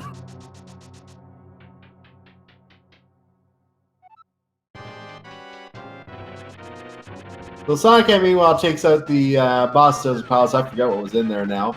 But actually, no, we haven't even seen that yet. King. Oh, it was Homicide King, that's right.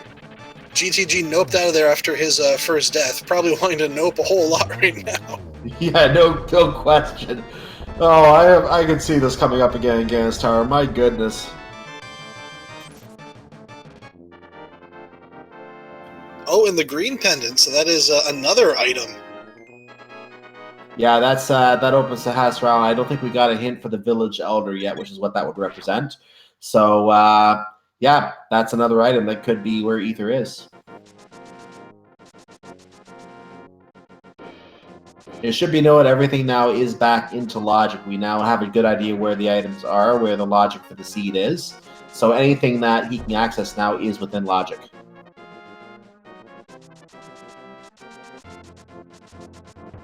Yep. Meantime, where is sonicam heading? It looks like maybe he is going to clean up Pod. It looks like he is heading in that general direction. He's going through the hammer pegs. I wonder if he checked the pyramid yet. No, he is going to Palace of Darkness. He did check the pyramid. He did not grab the piece of heart up there. No.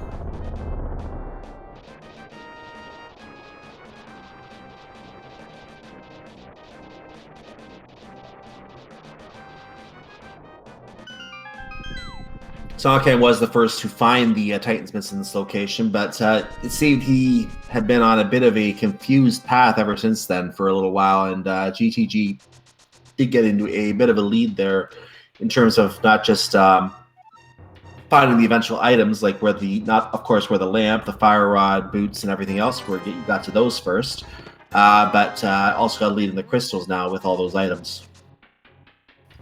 Yeah, that's right. And this is, I'm wondering about this play from sonicam here because he still does not have that lamp, meaning that he does have the equipment otherwise to finish this dungeon. And, you'd think that he would have saved this play for after he had found that lamp so he could get past that last dark room in Eastern Palace that he was bashing his head against for so long. I think he just wants to get. I think he's just tired of looking for the lamp and wants to get out of the way as soon as he can, so he can move on somewhere else. As we found the silver arrows in Hookshot Cave in that first chest, the other chest so far not very useful. That one also not very useful. I think that said 20, so I think that would have been another sword if that was the case. Yep, that was one of our swords, and also another heart piece, bringing GTG's health total up to 10 hearts. Very nice for hard mode. Yep. Again, you have a maximum of 14 hearts in hard mode, so we're 4 off maximum. That's not bad at all. Yeah, there's that bottle you mentioned earlier. Requires a big red bomb. Of course, we don't know what the other item is requiring a big red bomb, so we may still look into that later.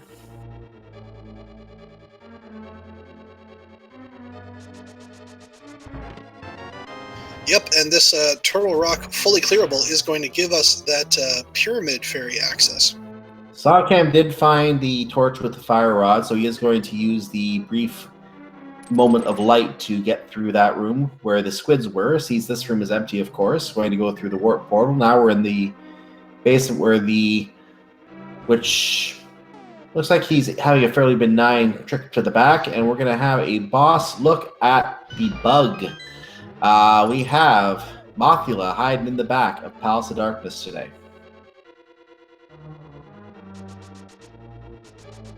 Now, without that room full of spikes, it's actually a very benign boss fight by comparison to that spike room. There's your ether! Yeah.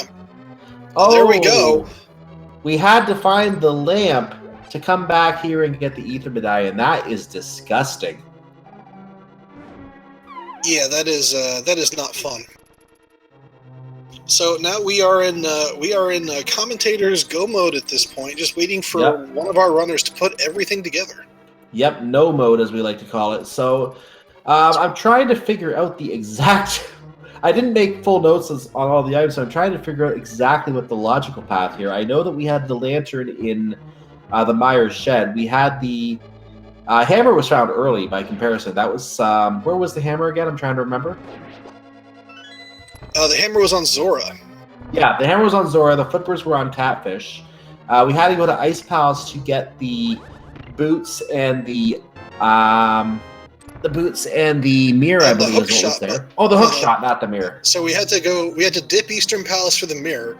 We had to dip Pod for the Titan's mitts. We had to go into Ice Palace for the hook shot and the boots. Then we had to dip Desert for the fire rod after getting the flute from Swamp Palace. And that makes your head hurt right there. And yeah, the lamp in the Myers shed, we had to take out one of those weird mold arm snakes on the conveyor belt to get to it, which is kind of, that's an unsavory combination.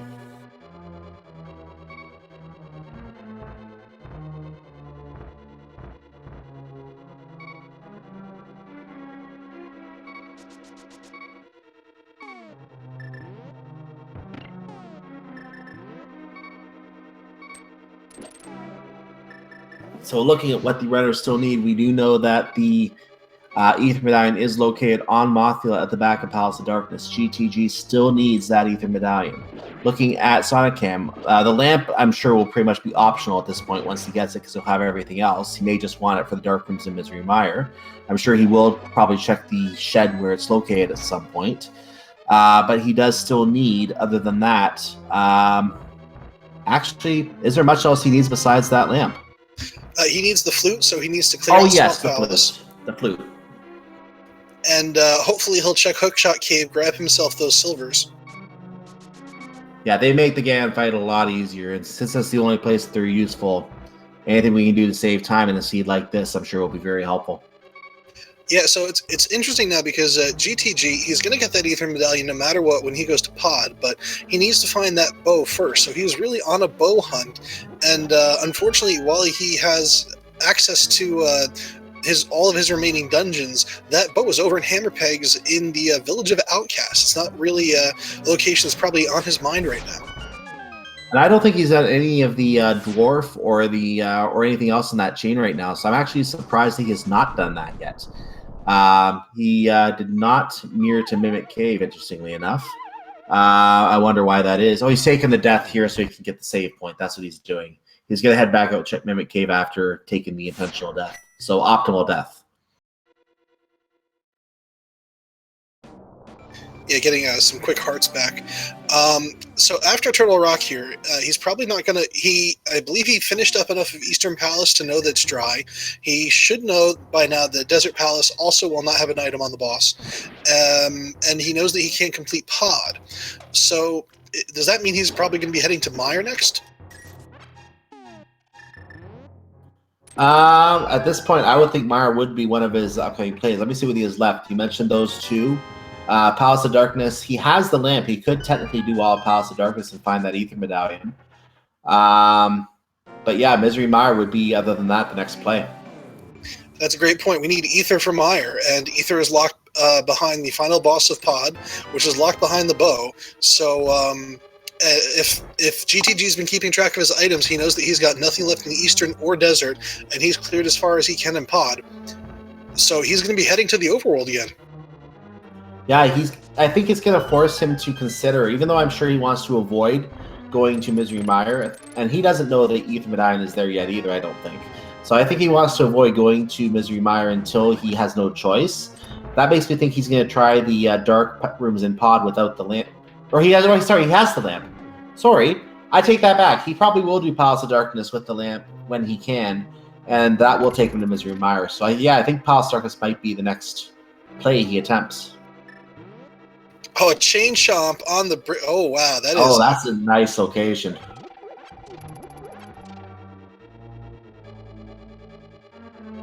And that anti-fairy just hanging out there, chilling.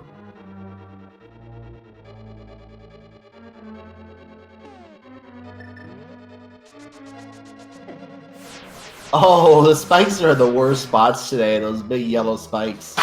My goodness. Those spike balls definitely the Randomizer troll MVPs tonight.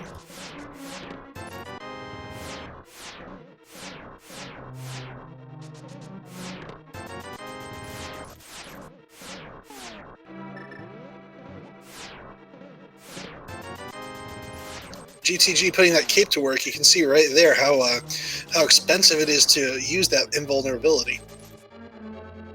Oh, that spike's in the worst location. My goodness. They got by it, so he is going to be a couple rooms away now from seeing what is in the back of Turtle Rock. Didn't get to that switch in time. Has to fire a couple more shots. Uses the pot this time. Get a deal with that guard there. Stuns him with the hook shot. And leaves him just sitting there stunned. So we're going to get another full magic refill, and we're going to head back to the final room and see what is in the boss lair. In the meantime, Sonicam's heading towards the back of Swamp. He's going to find his flute back here, be very happy with that find, and also going to not be visiting the left side, having found that hint earlier. Now he'll be happy to save time on that left side and happy to find that flute. Maybe a little disgusted to find the flute by the time he gets to it. At this point in the race, but GTG is trying to deal with the Armos Knights that are back here with no bow. This is painful. The boomerang strats. It's only how many hits is it per night for a boomerang kill? 48. I want to say 15 or something like that. But maybe it is a lot higher. I am not sure, to be honest with you.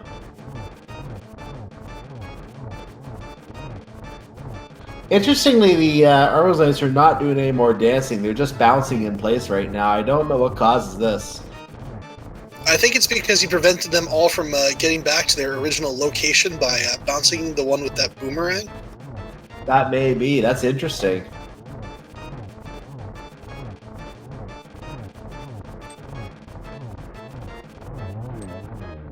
So now they're going to start dancing now that two are dead, and he's going to try to get them to stand still again so he can do whatever he wants with them. And They get back into a line. Third one goes down. Working on the fourth one right now. And this is going to be a significant time gain for sonicam when he gets back here with the bow. It can just fire 3 arrows into each one, get through this fight probably in less time than it takes to talk about it. GTG is still working on that fourth Armless Knight. 2 are dancing around trying to cause trouble. He's down to 2 hearts. This would be a very unfortunate place to take a death if it happens. Yeah, there's a very real possibility that he's going to take a death here. Have to see how long he can keep these guys up. Immediately going to be moving around again.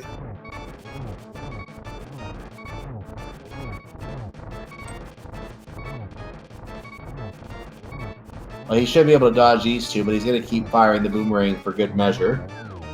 1 left, and now it gets painful. Oh, this is not going to be fun.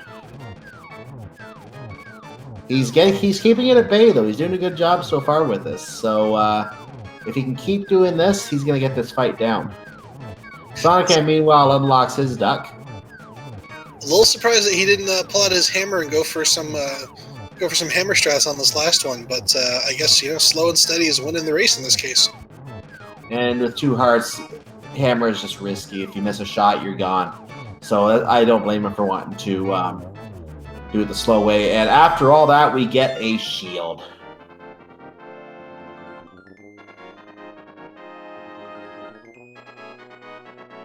All right, so that is Pyramid Fairy Access being one of the second of our 5-6 crystals. And we've got the Pyramid Fairy and also the Green Pendant, which I don't think has been turned in yet. Though the Green Pendant has not been turned in. Now, looking at the items that are left over, I don't think there's really anything of worth that we would be able to glean from either of those locations, as we do know that sonicam did find his flute. May still want the silver. He's going to get his lamp right now, and he's going to probably not be very happy with the logic. Nope, he didn't do any reaction to that. He's just on his way out. So he is... Actually, that was 1 hour, 46 minutes, and 25 seconds. That was sonicam going into go mode. Yeah, unless he wants the silver arrows, that's go mode. He is effectively in go mode at this time. So in that sense, GTG now has a little bit of work still to do. He does have the dungeon advantage at this point, being up by 1 dungeon. That's particularly Turtle Rock, which is a very long dungeon. sonicam will just breeze through that once he finds the keys and go straight to the back to fight the boss back there today, the Armless Knights. And that will be a much quicker fight. sonicam is making the play on Misery Mire right now, which GTG also has not checked yet. He did not have ether at the time. He found the lamp but did not have the ether at the time to open it up, so he has not been able to go in there yet.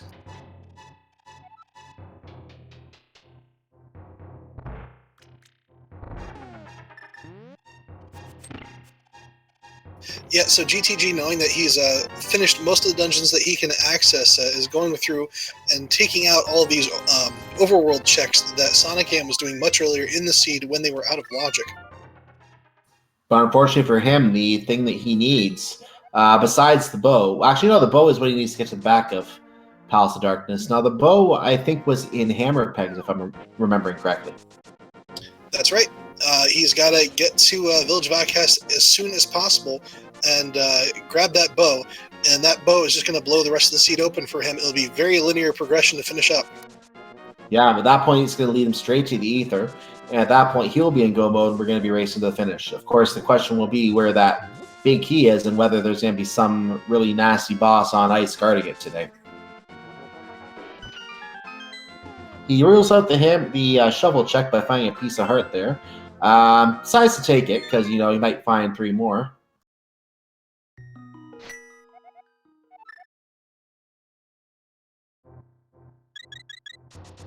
And now we're straight up to the Turtle Rock area. This is not where he needs to be right now. Or the Death Mountain area. This is not where he needs to be right now. sonicam finds his big key from Misery Mire, and he can go mode right to the back of it now. I don't think he needs a lot of keys in this dungeon, so he should be able to go straight back there. And here he goes. Yeah, very quick Misery Mire for sonicam. GTG, I'm wondering where he is heading to. Could it be a Spike Cave check? Maybe Hookshot. Well, no, he's jumped down, not Hookshot Cave.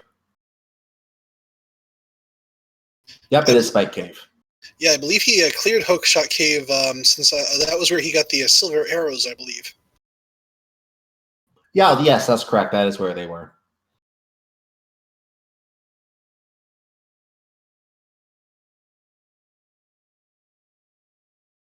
And while we now know where the Cave of Berna is, and that is pretty darn vanilla, if you ask me. I think this is one of those cases where we have to yell VTorp.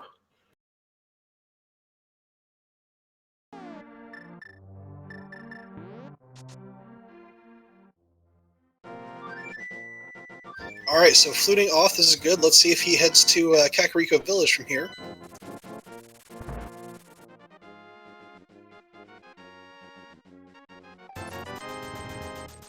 GTG takes the opportunity to refill his potions.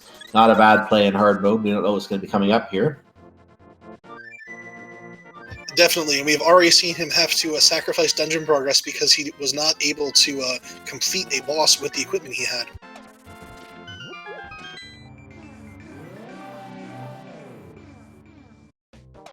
And sonicam finds in the back of Misery Mire. I'm going to assume this is Land Molas. Yep, here they come out of the ground. So Land Molas in the back of Misery Mire. Again, opting for more of an aquatic environment. You get tired of living in the sand after a while. You need something a little more moist, as you noted. Yes, moist. The word of the day. So GTG, he's going to be able to do a little bit more pod work here. Also going to be able to finish off Eastern Palace. At that point, he's going to get stuck, and we're just waiting for him to head back over to that western side of the Dark World. Yeah, him dipping into Palace Darkness right now, I don't question him doing this, but at the same time, we know this is not where he needs to be, and this is the interesting. This is the challenge where when you're the commentator and you know where he needs to go, it's easy to say this is where he needs to do. But in the runner's mind, he has not even considered the fact that Hammer Pegs he never hasn't thought about doing the dwarf and going to Hammer Pegs, which would probably cause him to leave the dwarf behind without getting his item at that point. Except he still needs the ether. He hasn't rolled this chain in at all. So until he actually thinks about that chain, he's completely stuck. And this is going to allow sonicam to slowly take the lead and inching him towards the second victory in their set. Yeah, this is actually very interesting to see this what's going on right now, because for most of the seed, I would have said that GTG was building up a very solid lead. Having seemed to have played to the seed's logic, going all of his pays really playing off, especially that Ice Palace dip, getting the value out of there, and then following those items into Swamp Palace for the rest of his inventory stuff, which then led him to back to Desert Palace, and up through that whole inventory back and forth that we saw, whereas sonicam spent a lot of time earlier in the seed going through the sequence breaks, and now we're seeing the runners in a flip position. sonicam, despite having gone through all that time, now is in go mode and is able to blitz through these dungeons, while GTG is still just stuck looking for one item. And we have to remember that he had that Armor Slice fight without the bow in hand, which made the whole boss fight just a chore. He decided on the boomerang strats, just made it a chore, and that's going to be another huge time save sonicam will get in this rushing through dungeons, because he does have the bow. He can just plant 18 arrows and call the fight. Yeah, that was definitely a substantial time loss on just that single boss fight that he had to go through there in Turtle Rock. Oh my! No, that's the same. I think Number that's the same 3. one from earlier. No, that's the same. This is the first one. That's the first one. We've had two of them. I remember someone in chat mentioning that he doesn't work well on conveyors. So yeah, this is the one that we did see earlier in Skullwoods. And that's our second moth as well. Yep, in Eastern Palace. I think that was our second moth.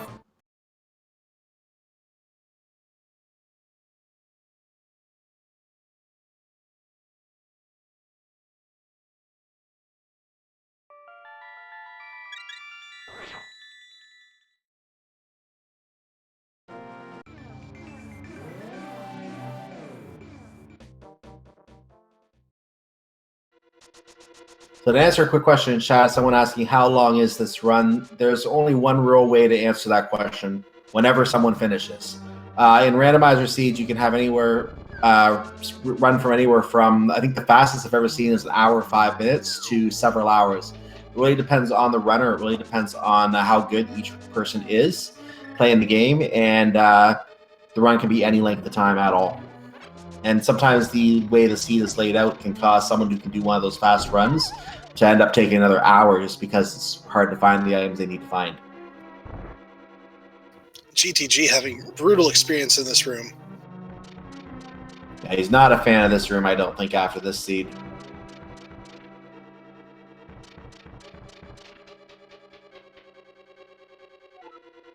The good news is that we have our lamp down here now, so we're going to be able to see what the non-rupee item on the other side is when we get over there. And that item looks like it was just the map.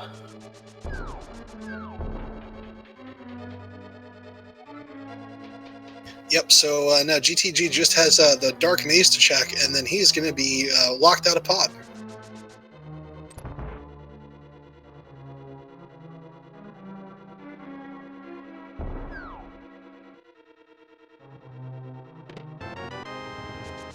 Well, that was the powder back there. I don't know if we saw that earlier. I think we might have seen that, actually, because sonicam does have it.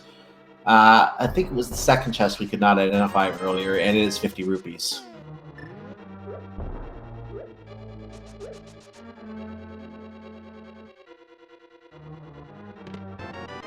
And he gets his compass from the big chest, and yeah, I have a feeling he might have to go over to Misery Mire now, or not Misery Mire, to the village now. I can't think of anything else he still has to do.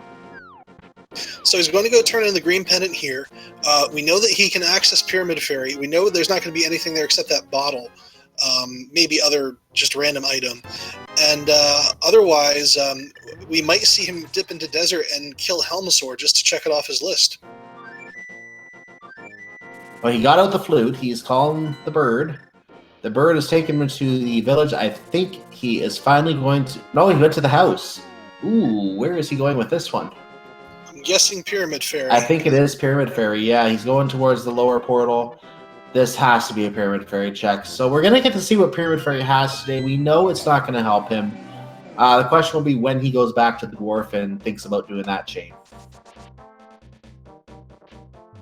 Or maybe he already did the dwarf and just doesn't want to go back for hammer pegs. I don't know which the case it is. It's been 2 hours, so it gets a little muddled after a couple hours, what they've done.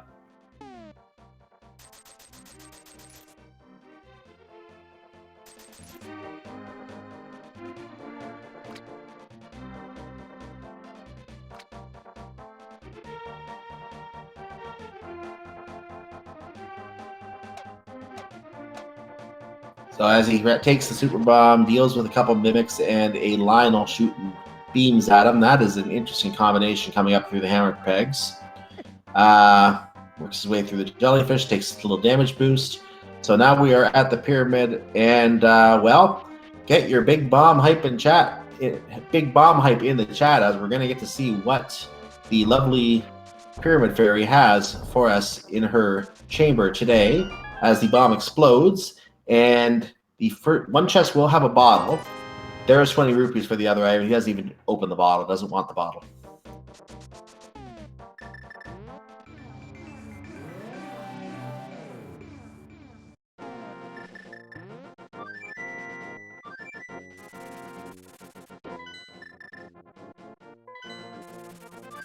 And back to his house, which I think was a mistake. I think he wants to go to Kakariko now. And the duck misses him. There he goes. Yep, I think we're finally going to get a look at Jeremiah on GGG's side, and I think this will make him sick once he gets to the hammer pegs. Yeah, there's not really anything else he can do here except, I believe it was sonicam that did the ped check? I honestly forget. I thought GTG did the peg check, but maybe I am mistaken. Maybe it was sonicam.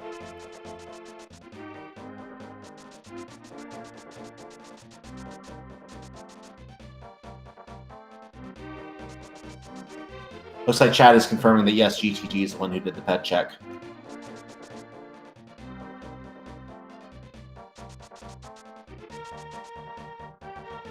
The question as to why sonicam was in Mimic Cave, he may be checking for the silver arrows, because even though they're not useful in hard mode in general, they are still usable on Ganon. This would make the Ganon fight easier. He might be thinking about the fact that the extra few seconds it takes to check that cave measures up compared to the extra swings that he would have to, and all the time he would have to use in the silverless Ganon fight. So I have a feeling that may be why he was checking the Mimic Cave chest just in case silver arrows were back there. We know they are in Hookshot Cave, however. Yeah, it's definitely when you want those silver arrows, it's not going to be something that you're going to go out of your way to check anything. But if there's something just a little bit off the path, definitely going to give that a look. And so, SAGTG has the purple chest. It will be interesting to see if he decides to take the purple chest all the way to the desert. He may still do that because he does still need the ether, but he will find. The bow is already marked off, so we know the bow is what is down here. Our tracker was way ahead on that, knowing that we're going to be getting the bow here. So GTG is now probably in what I like to call sick mode, as he goes and tries to run over the purple chest, but that doesn't pick it up. Now he picks it up, and he's going to head down to the desert to see what's in there, and then it's going to be straight back to pod, I think. Yeah, definitely going to go and clean up pod, I think, at this point. Having hit that bow, he knows that there's got to be something else in pod to grab. And I'm looking at sonicam's dungeon completion. Tower of Hera is still not finished for him, so I actually like this particular way that he did it. He did check Tower of Hera earlier. He already got all the items out of there. I think all he has to do is deal with the boss at the top. And once he's done that, we'll be going against Tower because it's right across the world in that case.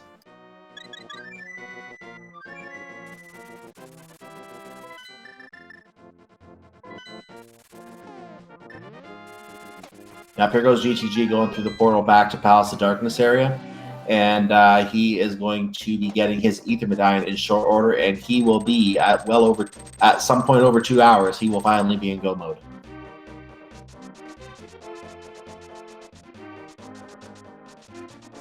However, at this point, the damage is done. Having missed that chain for so long and having done all the other overworld checks that he did, that will cost him in terms of this race, because it is going to be, he's now 3 dungeons behind as soon as sonicam finishes this fight, and that is a huge deficit at this point when you're trying to come back and get the win.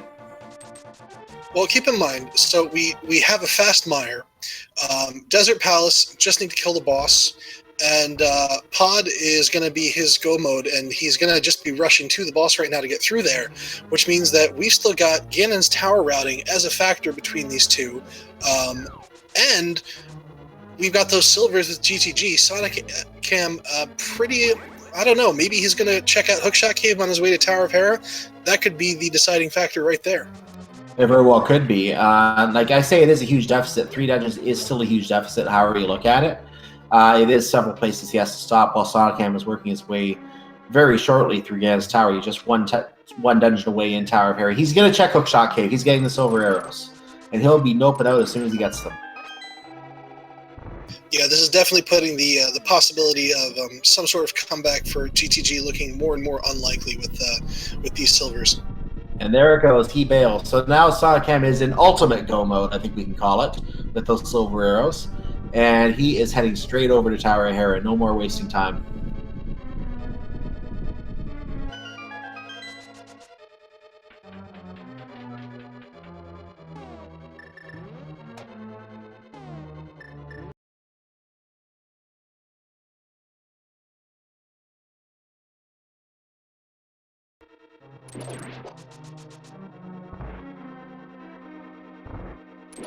And I just noticed it looks like sonicam's audio is not usable, so it looks like we will not be able to get sonicam's audio on the broadcast, unfortunately. So we will be staying on GTG's audio. And sonicam does enter Tower of Hera. Now we do have a game we will be playing in chat momentarily, and some numbers are already going in. We're not there yet, everyone, so hold your numbers for a moment. We are going to start a little early because we do have a boss at the top, and once it's down, it's going to be a very quick transition. So we will start it as the boss fight begins. However, that game is a game that I will say briefly requires 250-bit donation for any donators, as GTG gets his Ether Medallion, is in Go Mode himself. So people who have donated 250 bits or more to Speed Gaming's many channels, or are subscribers to NESP Gaming's many channels, will be able to participate in this game, and we'll talk about it in just a moment. So GTG is going to finish, he's finished Palace of Darkness. He is going to be making his way, I believe at this point, to Desert Palace, because that's a very quick trip into the back door. And, yep, he's heading over there. And after plus that, he needs Meyer in this area. Yep. He's going to Meyer first, I think. He's going into the portal. So he will do that, and then he will warp back to Desert Palace to go through the back. sonicam is got his big key from the coffee break room. He's now heading upstairs, and he's about a few floors away from finishing the last dungeon, aside from the Agnum's Tower or Ganon's Tower. Also, thank you, Levan Firestorm, for your 250-bit donation to Speed Gaming. That is very much appreciated. Thank you for your support. And we're a couple of rooms away, folks, but just a reminder, in case you want to avert your eyes or maybe leave the room, we do have the Nightmare Moldworm coming back up. I forgot that was up here again. We're going to have that again, so yeah, it's a good point.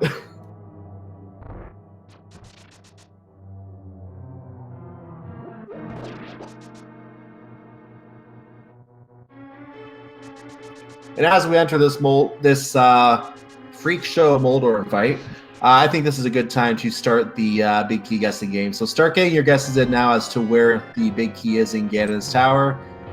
And good luck, everyone. If you are watching on YouTube, this is a game we play in the Twitch chat. So feel free to come by a live broadcast sometime, and you can take part in the game yourself if you are a supporter. We look forward to seeing you here in the future.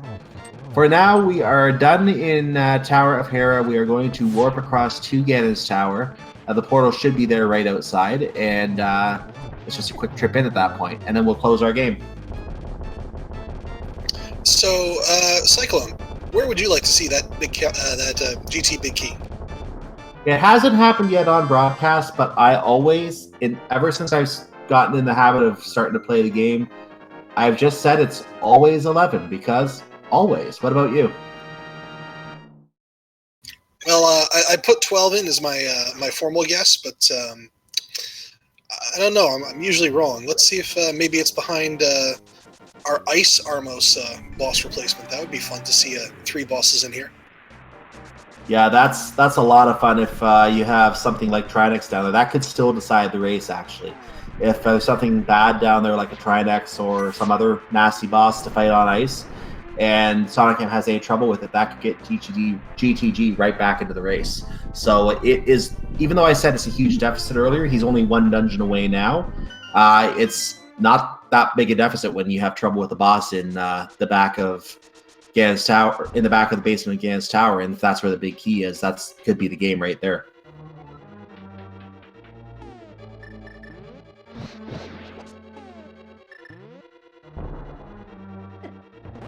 So that was location number 7. That was a key. Nothing. Oh, well, of course, we don't have anything useful in here. We have everything we really need to finish the seed at this point. So we are going to make our way down to the fire bar room, and that is location number 8 on today's search. GTG going through the plethora of enemies in this entryway room to Misery Mire, and misses a crab, so he's going to have to go get him. And the door opens. Looks like the big key was not in location 8. He's proceeding along to the fire snake room, which has a bunch of fire snakes that come towards you, and you have to find a way to get through there. That will be location number 9. Going to use the boomerang strat on this room. JG opens the first chest and finds his map. Interesting what enemies we get in here. That was an interesting maneuver from the guard there. Red, big 20. The last Randomizer I saw, the fire bars were replaced by crabs, which were basically the same as the fire bars.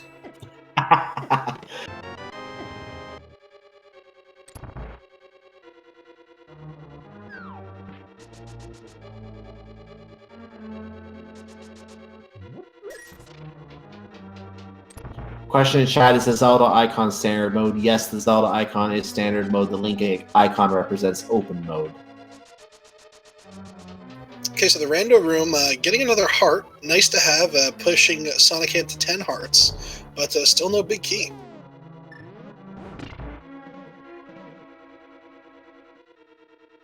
Yeah, that was 13 chests. So Bob's chest, as we like to call the anti-fairy that usually hangs out in that room. It may not be an anti-fairy there today, so we may not even see Bob in there. But normally that is where that anti-fairy is located, and we refer to that chest as Bob's chest. That's the theory. Logic. That's our explanation for that within the community, for anyone who was not aware of that. And he misses the bird, so he's going to have to dodge it, do the bonk, and uses the hammer on it, gets on the second try. There isn't any fairy in here, so at least we have a partially vanilla room. And the bomb goes in the floor as we find 5 rupees. There's a wall master in this room. Oh no, did he just get grabbed? He got grabbed! Oh my goodness, he just got grabbed out of the pit, falling to the boss fight down there. And he moves to the right side. He doesn't want to do that again. He's going to hope that's on the right side. So chest number 50 to 18 are going to be on the right side today. This could save time if the big key is over here. Yeah, this could just this could be the upset.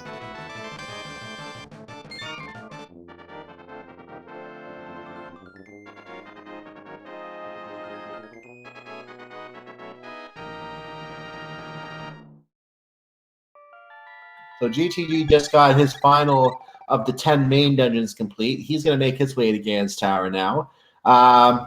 If the big key is not over here on the right side, then he's going to have... I wonder if he's going to check Tower Room before going back. Nope, there it is. So it actually saved him time getting the big key over here, because location number 16 turned out to be the big key, and it was not where location number 16 was expected to be today. So let's see who won the big key game today. The closest guess was 17. So a quick shout out to Ranrogue, who wins the big key guessing game today. Congratulations, you win a 25% discount to the Turtle Rock Hot Springs, guaranteed to burn you alive.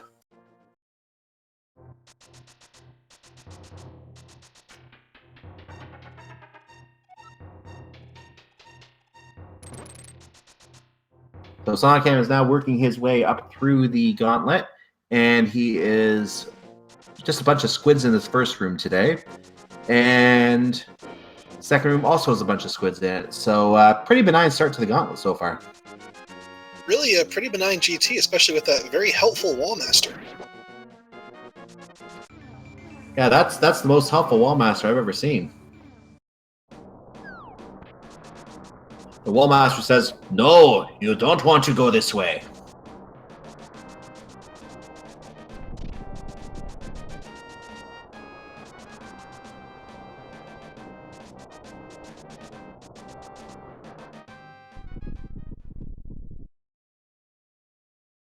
So GTG opening his way into Gan's Tower. He's not that far behind, actually. So if there's any really difficult rooms up here at the top of Gan's Tower, this could put GTG back in the lead.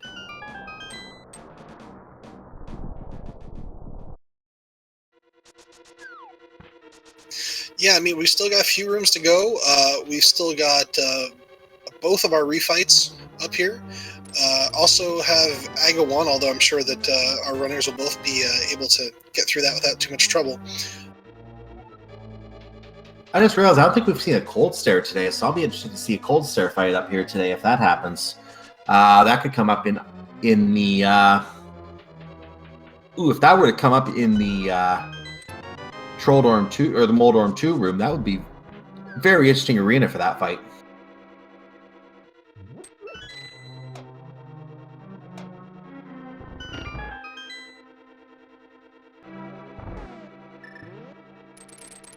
Or if what's it called?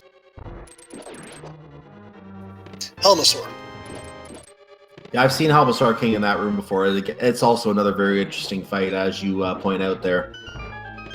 Actually, it's a lot worse than the vanilla Mole Dorm room in Tower of Hera. I think so, yeah. Instead, we have got Vitreous in a very dry, irritable situation. Yeah, give those eyes some vising, and I think they need them. Oh, he dodges the lightning in the middle. That was just a lucky shot. My goodness.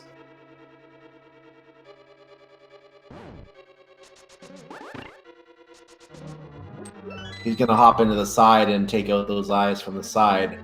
Not a bad strategy, I think, because that will avoid the lightning completely.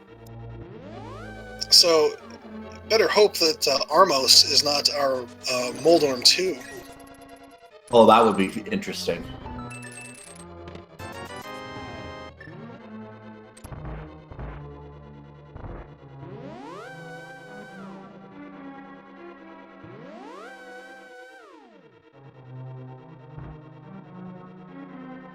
The sonicam is hammering the eye and finally gets it out. Is going to head straight north as soon as the door opens. There he goes. GTG is now cleaning out Rando Room. And no big key in here. We know that. He does get an 11th heart out of that room, however, which gives him a heart advantage over sonicam, who has 10 hearts and is now at half his health. Normally this room is a lot more fun because the Wizrobes are in here and you can just get the KSMari out, blast them, and they're gone. But we have some enemies that like to take their time and come out of hiding today. Those things from Ice Palace, so have to take a little time in that room today. Yeah, those little shady, skittery guys from Ice Palace have been very popular in this seed tonight.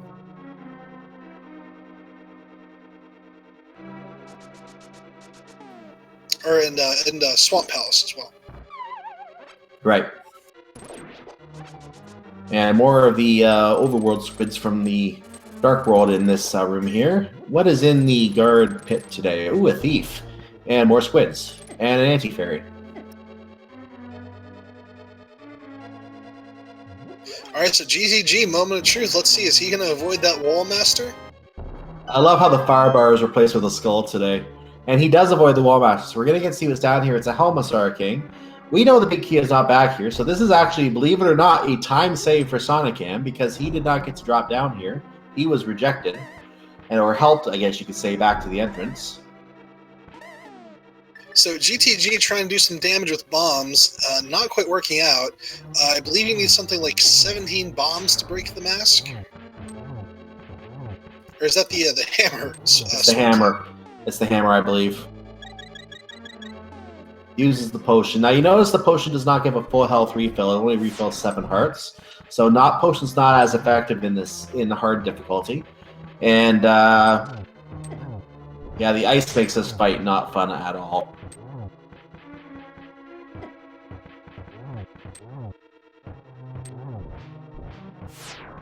The mask is almost off, just a couple hits away, I think, if I'm counting it correctly. One more, I think. There it is, and we're going to work on the mask on the actual head right now as it's moving a little faster, down to 1.5 hearts. I hope he has another potion. Meanwhile, sonicam finding another Helmasaur here in Ganon's tower. Oh, that can't be fun. Oh, it's almost a shame that GTG's burning these potions, because if he had died here, time save. Yeah, no question.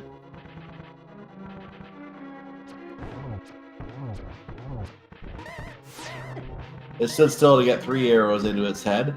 I think we're 1 away on that too now. Nope, more than 1. He got it. We're gonna get to see what's behind that that locked door up there today after this really brutally long explosion.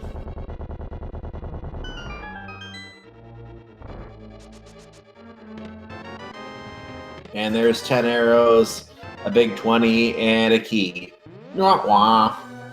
And off to the right side we go. Yeah, not only is he going to be disappointed with that result, when he gets to Moldorm 2, oh. Yeah, I don't think he's going to like that very much. And sonicam does have the mask off. He finds a nice safe spot on the side to throw arrows from. So that's a very efficient way to take out the Helmasaur King final phase. In this room anyway, and there it goes. And will he open the final chest in Ganon's tower? Let's find out right now. He does. And that's vanilla. That big 20 is a vanilla.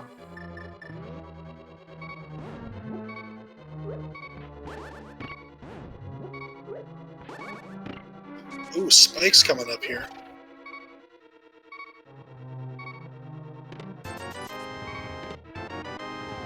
And if only he got grabbed by the hand. Alright, so there we go. So we got sonicam starting up Aga 2 while GTG has just found his big key. Gonna do a death warp here to heal up a little bit. Yep.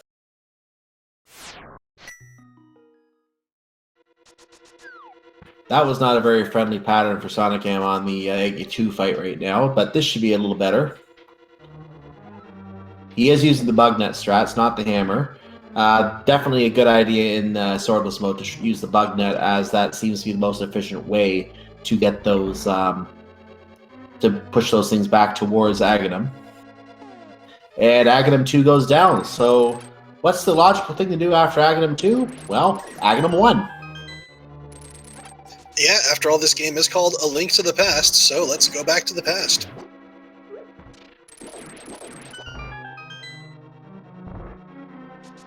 And that is a very interesting looking bat today.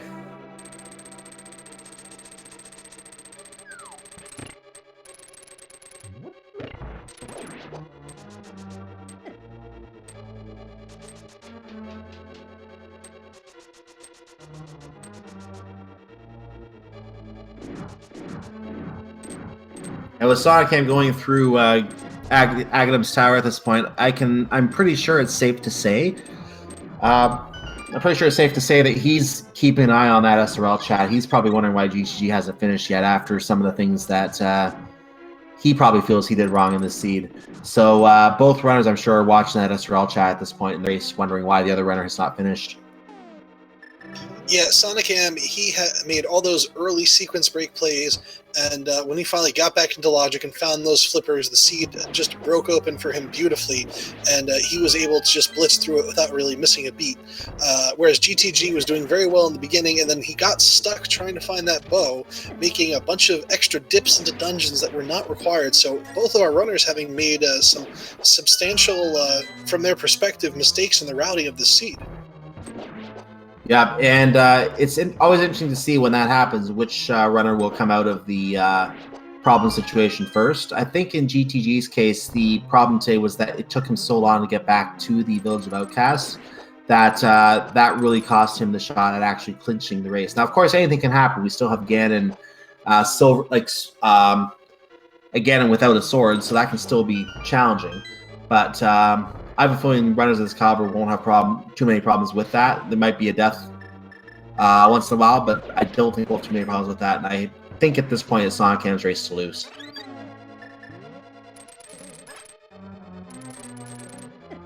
Yeah, definitely agreed. Sonicam has the clear edge here. It's just a question how we're going to see the execution on Aga 1, but a lot more on Ganon, and see exactly how he responds to Ganon's patterns tonight. And speaking of Aga 1, there is one more game. We don't run a bot for this one, but there is one more game we like to play. And you guys, YouTube, can play it with us too. Guess how many blue balls Aghanim's going to throw today. So get your guesses in if you're in the Twitch chat right now. And I'm going to say 3 blue balls. What do you say? I was going to say 3, so I guess I'll just up the ante and go for 4. It's okay to both say 3 if you think that's right. Yeah, it's like, you go to a restaurant, you're not sure what to get, and somebody else gets one of the items you were thinking about, so you get the other one. So let's see what we have on the blue ball menu today. sonicam gets the first guaranteed hit. The way this works is the first hit is guaranteed to be a regular orb. The second one can be 50-50. There's the blue ball we were talking about. It's 50-50 between one of those orbs and one of those blue balls. And we now have 2 blue balls. So already 2 down today. As SAGTG has his big key and is heading up against tower. I think he actually... Did he take a death at one point? He did. He died to Vitreous. Ooh, that's nasty. So yeah, this is a reclimb for GTG. And we might be staying on 2 blue balls today. 3 blue balls. Do I hear 4? You hear 4. Guaranteed lightning strike now. Lightning intermission. And this is a guaranteed orb. This will be hit number 5. And where will that last orb come from? 5 blue balls. 6 blue balls.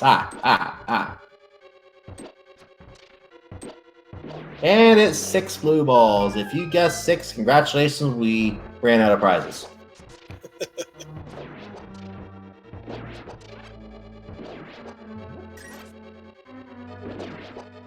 So sonicam not even going to worry about replenishing his safeties. He's just diving in to fight the big pig.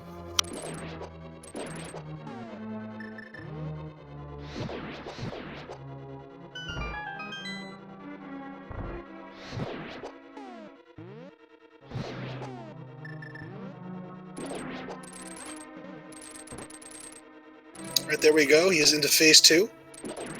Very nice position here.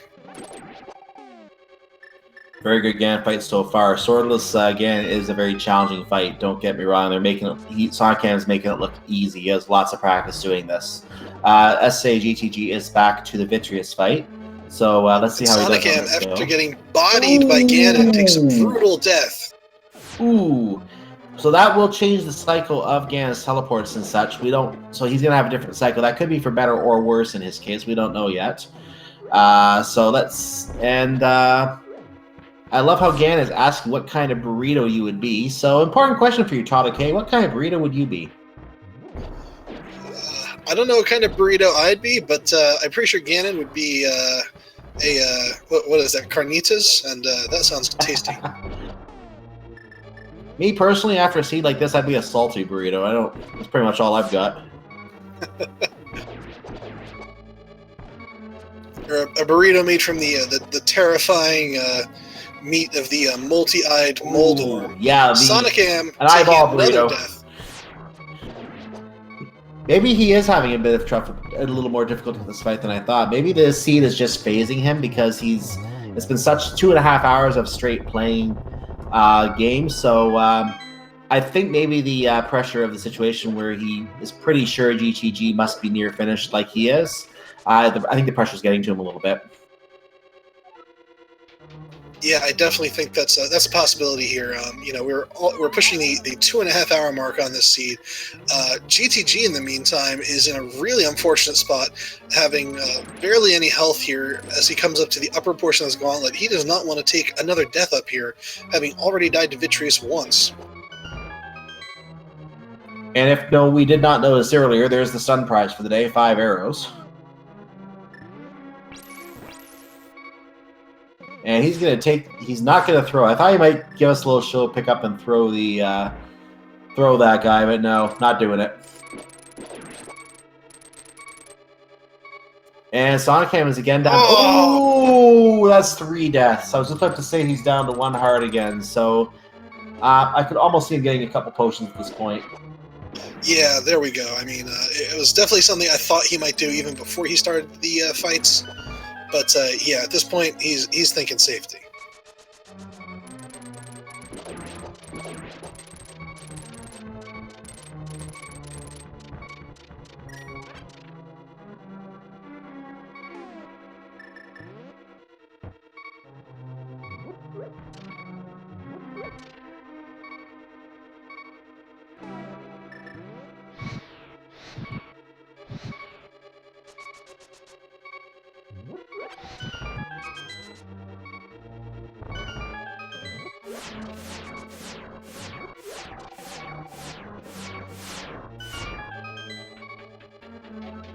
So sonicam is taking an opportunity to refill his potions at this time. I don't blame him after 3 falls to Ganon, or to Ganon rather.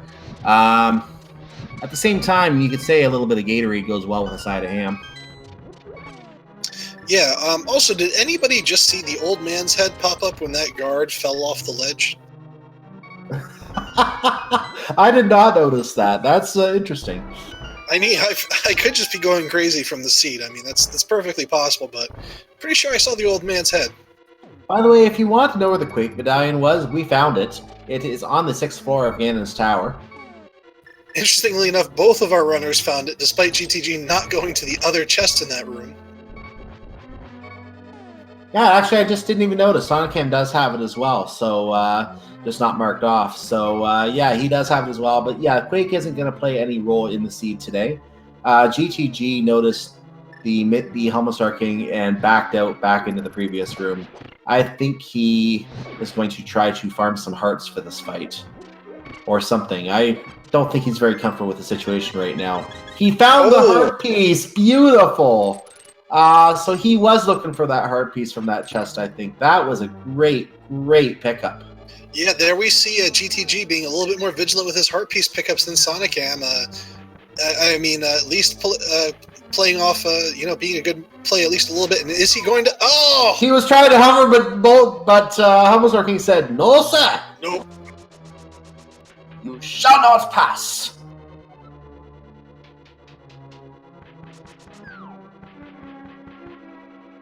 And anyway, I see the Helmsar King's claws in the wall, which is interesting. Gonna have another. Nope. He would have got knocked off anyway. And he might have to accept that he might have to have this fight.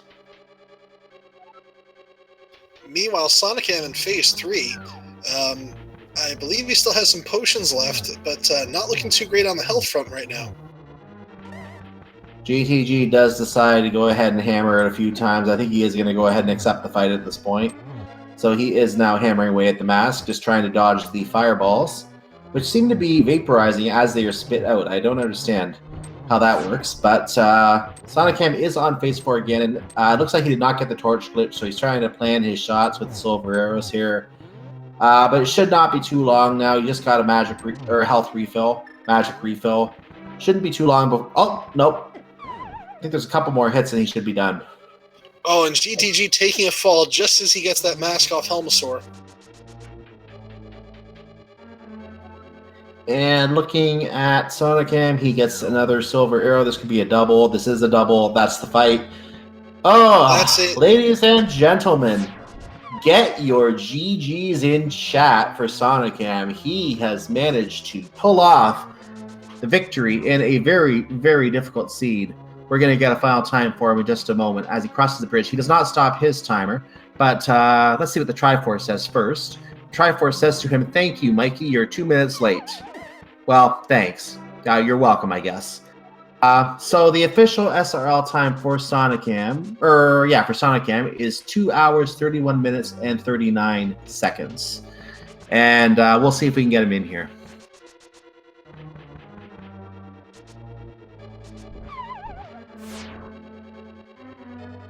To answer the question in chat, the person who chose the seed today was SAG2G.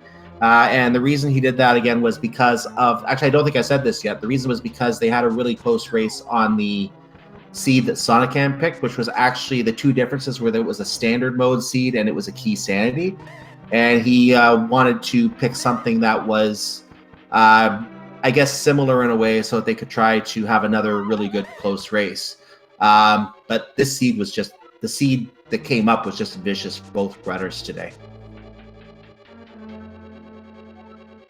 Speaking of our runners, we have sonicam joining us. So sonicam, how about that seed?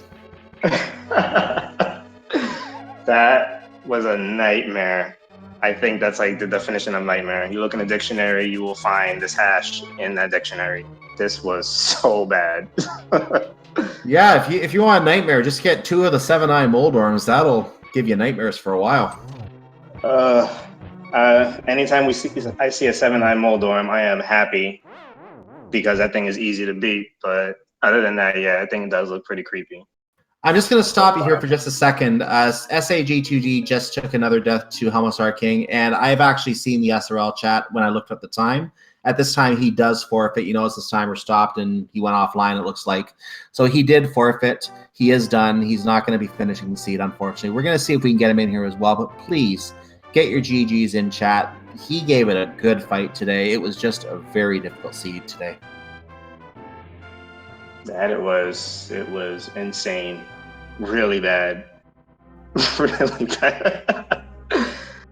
The logic in that seed, like, forget the fact that it was an Randomizer and we had like Helmasaur King at the Moldorm 2 location. Forget that kind of thing. Forget the fact we had 7-eye Moldorms to give you nightmares for 3 weeks or more.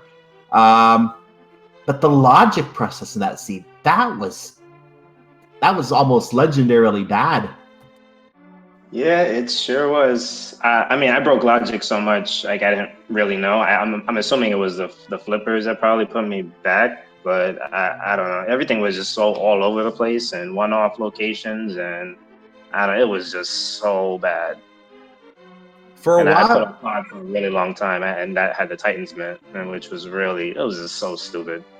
Yeah, you are right. It was the flippers were your sort of your block there. Also joining us now, we have SAGTG, our other runner. SA, really good race. I thank you for that.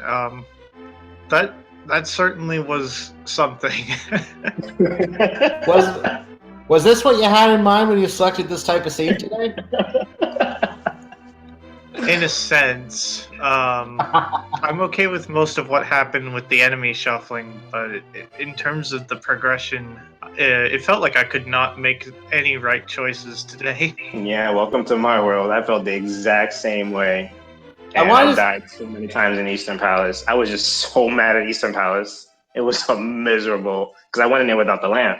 And I tried like 3 times and I could not find the key. I'm like, where is this key? It was miserable.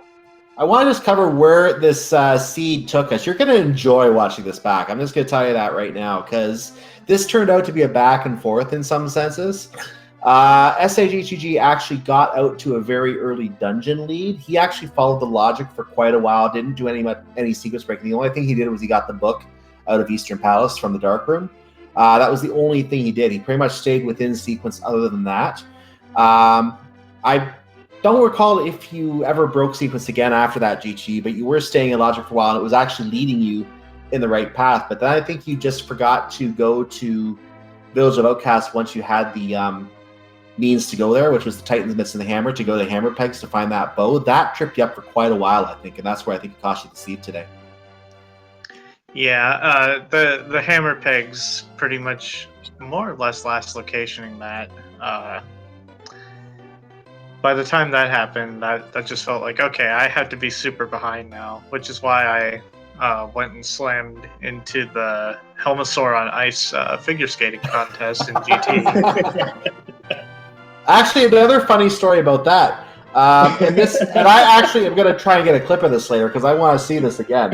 sonicam actually went to fall into the room, and he got what I like to say coughlin by a wallmaster dropping down, plucking him out of the pit, putting him right back to the entrance. It was like, no, you don't need to go there. Don't go that way. Very helpful, Wallmaster. Very clutch. You have no idea how many explicatives I said when that happened. I was so upset. I was already over it at that point. I was way over it. I think at the 3rd time I tried Eastern Palace Dark, I was just so done with this. I was on tilt like the rest of the way. But like after that happened, I'm like, are you serious? This really happened. But it worked out, I guess, which was weird. It's one of those cases where you have a flood of emotions. Like, Tadeke and I were sitting here, oh no, it just happened! And then all of a sudden, a minute later, oh my gosh, it's the big key! Oh gosh, it was just too much. It was too much. I was tired too. It was just like 2.5 hours of this was not fun for me at all. It just wasn't. I just couldn't wait for it to be over. Yeah, I definitely felt my execution slipping too.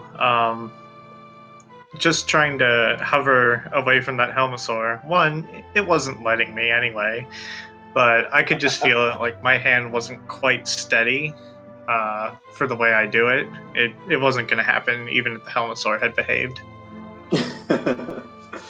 Yeah, even when it didn't knock you off, it looked like you were having some difficulty with that today. I think I want to say, and again, you can correct me if I'm wrong, I want to say maybe the nerve of how late it was in the race might have been starting to get to both of you. I think sonicam, you were having trouble in the Ganon fight as well. Yeah, that's one way to put it. I just can't get that spacing down. I don't know. The hammer hitbox is just the dumbest thing on I don't know if it's the hammer or Ganon or both of them combined. Like, it was just, I don't know. And again, I was just over it already. And I'm like, why is this thing not hitting this guy? And I just couldn't dodge the fire bats. And yeah.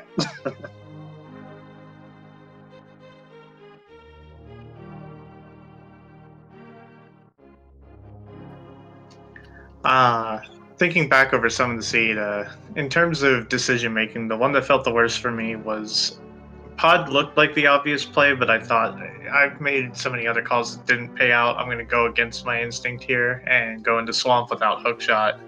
That was a big waste of time.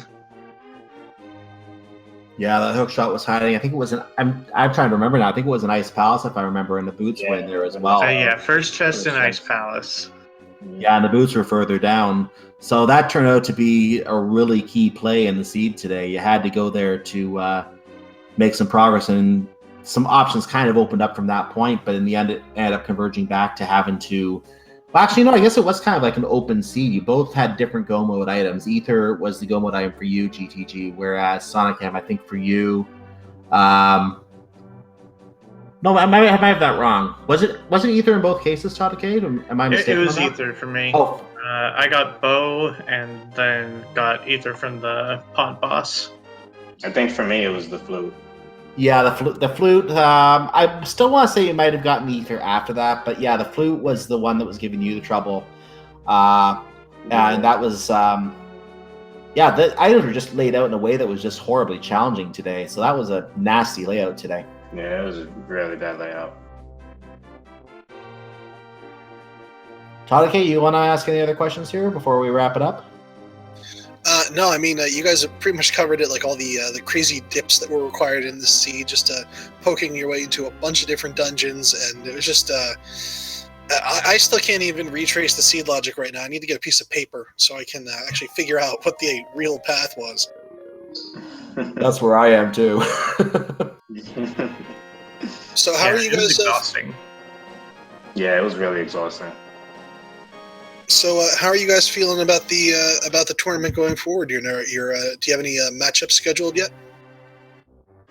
I don't think I have any, but I think SA has a lot, right? I saw that on the Discord, but I don't think I have anything else planned out yet. I have a 3-day week. Tomorrow night I have another match. I don't remember the exact settings, but I want to say it was an Randomizer race with swords on this time. And Sunday, I believe Sunday is a retro match. I might have that reverse from what's actually true. And I'm going to be reviewing a few of the upcoming matches, though I'm going to suggest that anyone who does want to get information on when these two fine runners are going to be running again, you can type schedule in the chat or go to speedgaming.org/ALTTPR. I will cover a few of those races on air, as they will be in our YouTube playlist as well. So I'll cover a few of those in a moment. But before we wrap up on the actual chatting here, I actually want to note, first of all, the records. SAGTG, I believe you dropped to a 2-4 record. And sonicam, you go, I think it was 6-1 now. And you're in the fight with Zero Rush, who is the top seed in the entire tournament at this point, to possibly give him a good challenge for the top seed in this particular group. How do you feel your odds are in getting that top spot? Not too good, but I'll run with it. Yeah, I'll run with it. I mean, my first game with Zero Rush, I will stand by it. I was very lucky, but you know, we'll see going forward and see what happens. Yeah, I'm gonna try to schedule another match with him probably this weekend since I'm off for 3 days. But I don't know. This one really tired me out, and my thumbs hurt sometimes. For right now, I kind of need a break. I'm not gonna play at all tomorrow. No way. I'm gonna, hang out with my family after work, and yeah, we'll see how it goes for the weekend. And from either of you, any other final thoughts on this seed today? Whoever wants to go first can go first. I love Randomizer, but I hate this. This was bad. I think maybe it was because it was swordless. I don't know. Swordless is not bad, but I don't know. This one it didn't seem fun to me. Like, I didn't enjoy playing it. And GTG? That Helmasaur needs to learn to leave people alone when they're trying to do tricks. Shame on you, Helmasaur. Oh, that's the enemies. They just don't know when to leave you alone. That's just unfortunate. But I guess that's why they're called minions. Anyway, great race for both of you. It was really entertaining to watch. Obviously, it was tiring as well for obvious reasons. Just the logic was such a pain to follow. But you did a great job coming through with it and getting as far as you did. And congratulations, sonicam, on the win today. Very well earned, I think, in my opinion, with a seed like this today. I appreciate it. So let me cover a few races that are going on very quickly on the tournament. We do have a couple races going on right now. One is not being aired, but the one that is being aired is JTB versus Solsky. That's happening on Speed Gaming 3 right now. That is a all dungeon standard Uncle Assured sword. And there's actually no really weird variations, normal difficulty. So it's really a benign seed compared to what we had here. If you want to check that out, hop over there. It's in progress right now. Going down the list here, I don't see any other races being broadcast this evening.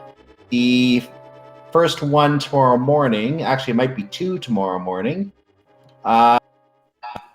We do have on Speed Gaming 2 another race between Alex Hacks and I Am the Schwarz. That's at 10:30 tomorrow. And later in the day, we have a race on the main channel where we are right now between Matt7898 and DKS89. If you want to get information on the kind of seeds they're going to be running and any other races on the schedule, including non-broadcast races, again, speedgaming.org/ALTTPR. If you're in the Twitch chat, you can also type schedule and get a link to that. I want to cover a couple other quick items on the Speed Gaming schedule meanwhile. Looking down at the list, I do see there is a Paper Mario 1000-Year Door race right after this. This is actually another randomizer. This is more of a points-based randomizer. So if you're on our YouTube playlist, you won't see this in this list. You're going to see another link to the past race right after this. But if you're on Speed Gaming watching live right now, you can actually stick around and watch this. This is a really interesting randomizer where where all the locations are shuffled, just like in one of our modes here. And the runners are going to be trying to collect items to earn a lot of points. So hang around and watch some of that. There's also some Mega Man 2 randomizer going on in Speed Gaming 4 right now. So that's what's going on this evening. And tomorrow morning, we have Metroid Zero Mission, we have Portal, we have some one-shot, so lots of things you can watch tomorrow as well. Follow the Speed Gaming channels 1 to 6 and a link to the past randomizer 1 to 5 for all your speedrunning needs. Tyler K, any other comments you want to make today? I just want to say thank you once again to both our runners, sonicam, SAGTG. Thank you guys both for coming out, putting on the show for us all. I know it was hard for you both. You guys go enjoy some well-earned rest. Shout out to our tracker, Shandis, for helping us keep track of our inventories on this race. Otherwise, I think that is it for me. I've been Tad K, and I will leave it with my co-commentator, Cyclone, to say goodnight. Thank you very much. It's been nice to co-commentate with you as well, Todd K. And again, thank you, Shandis, for your help tracking that marathon, logical marathon we were doing today. I guess the best way to wrap up is to just say thank you, everyone, for watching, and well, happy Randomizer. See you for more of the tournament.